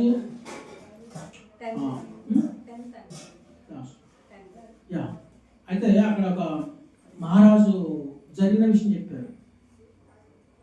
ఒక భక్తుడు భక్సిద్ధాంత సరస్సు దగ్గర దీక్ష తీసుకున్నాడు. తీసుకొని ఆయన కొంతకాలం సాధన చేశారు. భక్సిద్ధాంత సరస్వతి తర్వాత ఆయన గురువుగారు దేహం త్యాగం చేశారు. ఈ శిష్యుడు అక్కడ ఆయన తపశక్తి తగ్గిపోయింది. జపం చేయడం మానేసిన తర్వాత మాంస భక్షణాలన్నీ ఇక పడిపోయి దిగజారిపోయాడు, నార్మల్ అయిపోయాడు. ఎందుకు? సాంగత్య గురువుగారు లేరనేది ఎవరు పట్టించుకుంటారు లేదని. సో అప్పుడు ఆయన చివరికి ఆయన మరణించాడు. తీసుకుపోయిన తర్వాత శ్మశానానికి తీసుకుపోయారు, కాడేది పెట్టారు. పెట్టిన తర్వాత ఆయన కొద్దిన తర్వాత ఆయన అంటే గురువుని ప్రహ్లాద అంటే ప్రభుపాద అని పిలిచాడు. ప్రభుపాద అంటే భగవంతుని దగ్గర, మనం శ్రీల ప్రభుపాద చెప్తున్నాం. ఈయన ప్రభుపాదే. ఎవరైనా భగవంతుని దగ్గర ఉండాలంటే భక్సిద్ధాంత సరస్వతిలో ప్రభుపాదకు సంబంధిస్తాడు గురువుని. సో గురుగారు అని ఆ కట్టెల నుంచి లేచినాడు. వీళ్ళందరికీ ఆశ్చర్యం ఇచ్చింది. చనిపోయింది. మనం మీకు పెద్ద స్టోరీలు చూసి ఉంటారు. చాలామంది శ్మశానంలో వేసుకుపోతుంటే కదిలి లేచిన సంఘటనలు కూడా విన్నాను. సో ఆయన దీక్ష తీసుకున్న తర్వాత ఆయన చనిపోయి డిక్లేర్ అయ్యింది. అందరు తీసుకుపోయారు, శ్మశానం తీసుకుపోయారు. ఆయన అప్పుడు లేచాడు. ఏంటి జరిగిందంటే నన్ను వెంటనే ఫలానా గురువు దగ్గర తీసుకెళ్ళవచ్చు, అద్వైత మాధవాచార్య దగ్గర తీసుకెళ్ళవచ్చు అనమాట. ఏంటి వీళ్ళు ఇప్పుడు తాగుబోతుడు చనిపోయాడు ఆయన వీడు అనుకుంటాడు, ఫలానా కలకత్తాలో ఉంటాడు ఆయన దగ్గర తీసుకుని చెప్పాడు అనమాట. తీసుకుపోయి ఏంటి జరిగిందంటే, నేను మరణించాను, ఇంకా నన్ను తీసుకుపోతున్న మధ్యలో నాకు దాహం వేసింది. అక్కడ వాళ్ళొక పాండ్, ఏమన్నా పాండ్ అంటే పొలం చూపించారు. అక్కడ పోయి నీళ్ళు తాగుతా ఉంటే అల్లంత చీము రక్తం ఉంది. నేను అసహించుకున్నాను. వాళ్ళని అడిగితే నీళ్ళు ఏమంటే ఇక్కడ నీళ్ళు ఉంటాయి, ఇదే ఉంటుంది అని చూపించాడు. నేను అలాగే వచ్చుకొని యమలోకాన్ని తీసుకెళ్ళాను. యమధర్మల దగ్గర అక్కడ పెద్ద క్యూ ఉంది. చిత్రగుప్తుడు అందరు చిట్టి చదువుతూ ఒకరు పిలిచినారు. తర్వాత నా వంతు వచ్చింది, నేను అక్కడ నిలబడినాను. అయితే చిత్రగుప్తుడు నన్ను చూడగానే ఒక సందేహం వచ్చి, ఈయన జీవిత ఇది కర్మ ఏంటో చెప్పుకుంటే యమధర్మల స్పెషల్ కేసు. మాకు మిగతా వాళ్ళందరూ చిత్రగుప్తుడు ఫైన్ చేస్తాడు ఎవరికి ఏ శిక్ష అని. కానీ ఇతనికి ఏం చేశాడు? రెఫరెన్స్ ఇచ్చారు యమధర్మ చూసేసి వెంటనే ఏంటి నువ్వు అంటే ఆయన నేను నువ్వు ఇంతకుముందు ఏమైనా భక్తి ఏమైనా చేసావా అని చెప్తాడు అనమాట. నేను భక్తి సిద్ధాంత సరస్వతి దగ్గర దీక్ష తీసుకుని చెప్తాడు అనమాట. వెంటనే యమధర్మరాజు అలర్ట్ టైం లేచిపోయాడట. లేచి వెంటనే ఆ భక్తి సిద్ధాంత సరస్వతిని పిలిచాడట యమలోకానికి. అంత యమలోకం అంతా సైలెన్స్ అయిపోయి అందరు నిలబడి చూస్తాడు అనమాట. అప్పుడు భక్తి సిద్ధాంత సరస్వతి చెప్పాడు, వీడు నా శిష్యుడు, వీడు పత్రమైపోయాడు, వీడికి ఒక అవకాశం ఇవ్వండి అని చెప్తారు అన్నమాట. చెప్పేసి నువ్వు ఏం చెప్తాడు భక్తిసిద్ధాంత సరస్వతి ఏం చెప్పాడు, నువ్వు కలకత్తాలో అద్వైత మాధవాచార్య నా శిష్యుడు ఉన్నట్టు నువ్వు పోయి మళ్ళీ ఆయన దగ్గర దీక్ష తీసుకొని మళ్ళీ భక్తి చేసి నా దగ్గర గోలోకం రా చెప్తాడు అనమాట.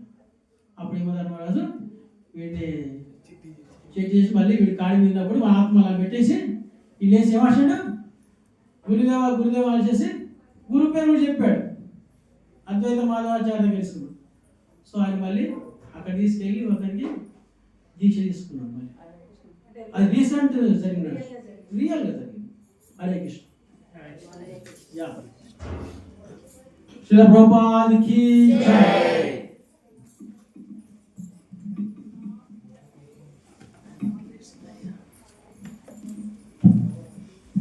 లేట్ అయింది కానీ మీరు లేట్గా వచ్చారు కాబట్టి మీరు లేట్గా పొడితో వచ్చి మీరు